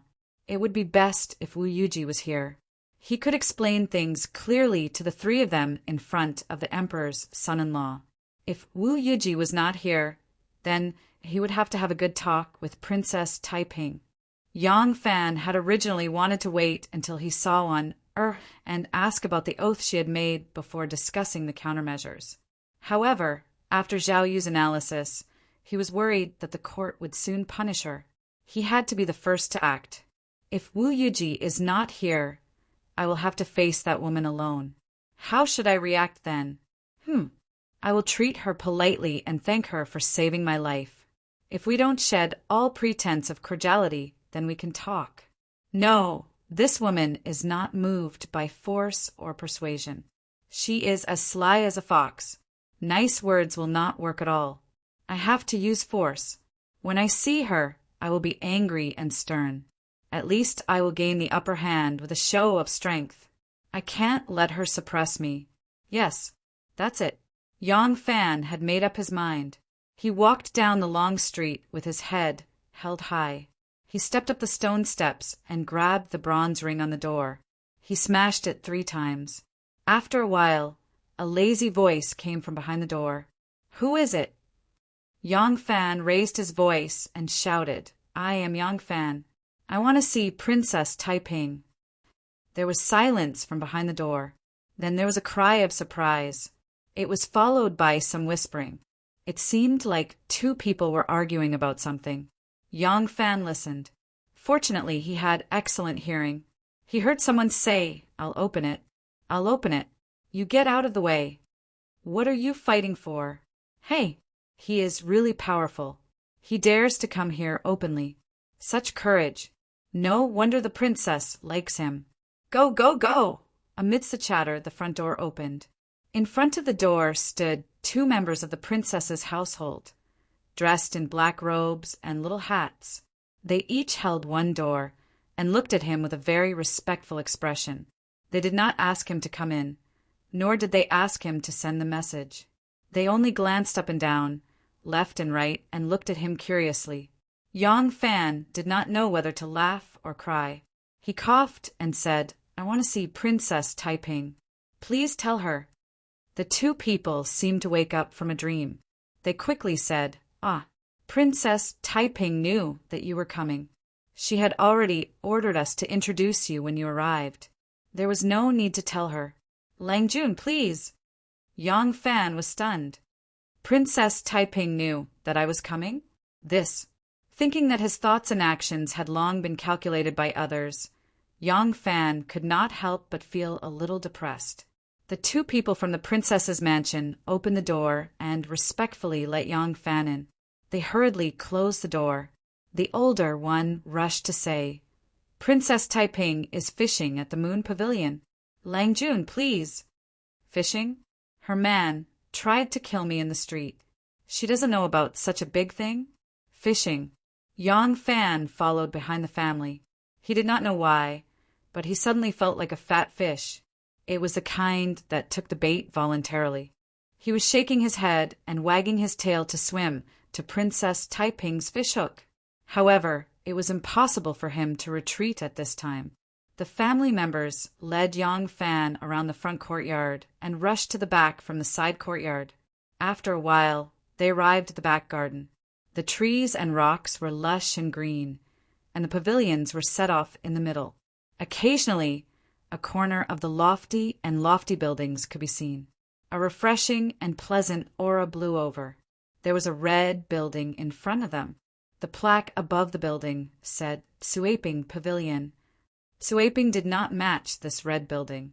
However, from this building they could see the pond and the forest in the distance. There were lotuses in the water. The green leaves were connected to the sky. Presumably, the two words Tsuaping came from there. Yang Fan remembered that the last time he was here, Wu Yuji was drinking and having fun with his concubines in this building. When he reached the first floor, he purposely stopped and coughed a few times, but it was quiet upstairs and there was no sound. Yang Fan was helpless. He deliberately raised his voice and shouted, "Yang Fan has been to the princess's mansion before. I remember that it's not far away from the Moon Pavilion, right?" The family member with the small hat turned back and replied, "Lang Jun has a good memory. It's not far away from the Moon Pavilion." After saying that, he smiled and added, "Lang Jun does not need to be so loud. This lowly one's ears are very good." Yang Fan pretended not to hear and continued to shout, "Yang Fan has taken the liberty to come here. Since the princess is in the back courtyard or is wearing a suit, it is not suitable for her to see outsiders. Is Yang Fan waiting here? Can you go and inform her?" He deliberately emphasized the two words Yang Fan in order to lure Wu Yuji out. No matter how much Princess Taiping looked down on Wu Yuji, he was Princess Taiping's husband in name. With him present, it would be easier to negotiate. Who would have thought that after he finished shouting, there would still be no sound from upstairs? Instead, the family walked over with a smile on their faces. They nodded and bowed as they said, "Lang Jun, please. The prince consort is not in the mansion. Even if you shout yourself hoarse, he won't hear you." Yang Fan. The water in the lake was sparkling. There were lotuses and flowers in the lake. There were even lotus heads that were gradually growing. Outside the pavilion by the pool, under the eaves that stretched out like the wings of a bat, Princess Taiping was wearing a wide-sleeved gown. She was holding a fishing rod in her hand. Her delicate and snow-white feet were bare. She was lying lazily on a beauty couch. Beside her sat a tender little girl who was about 10 years old. She was waving her small fists and gently massaging her legs. There was no one else other than them. The family member in green stood far away and smiled at Yang Fan. "Lang Jun, please. The princess has already instructed me. This lowly one will not follow you.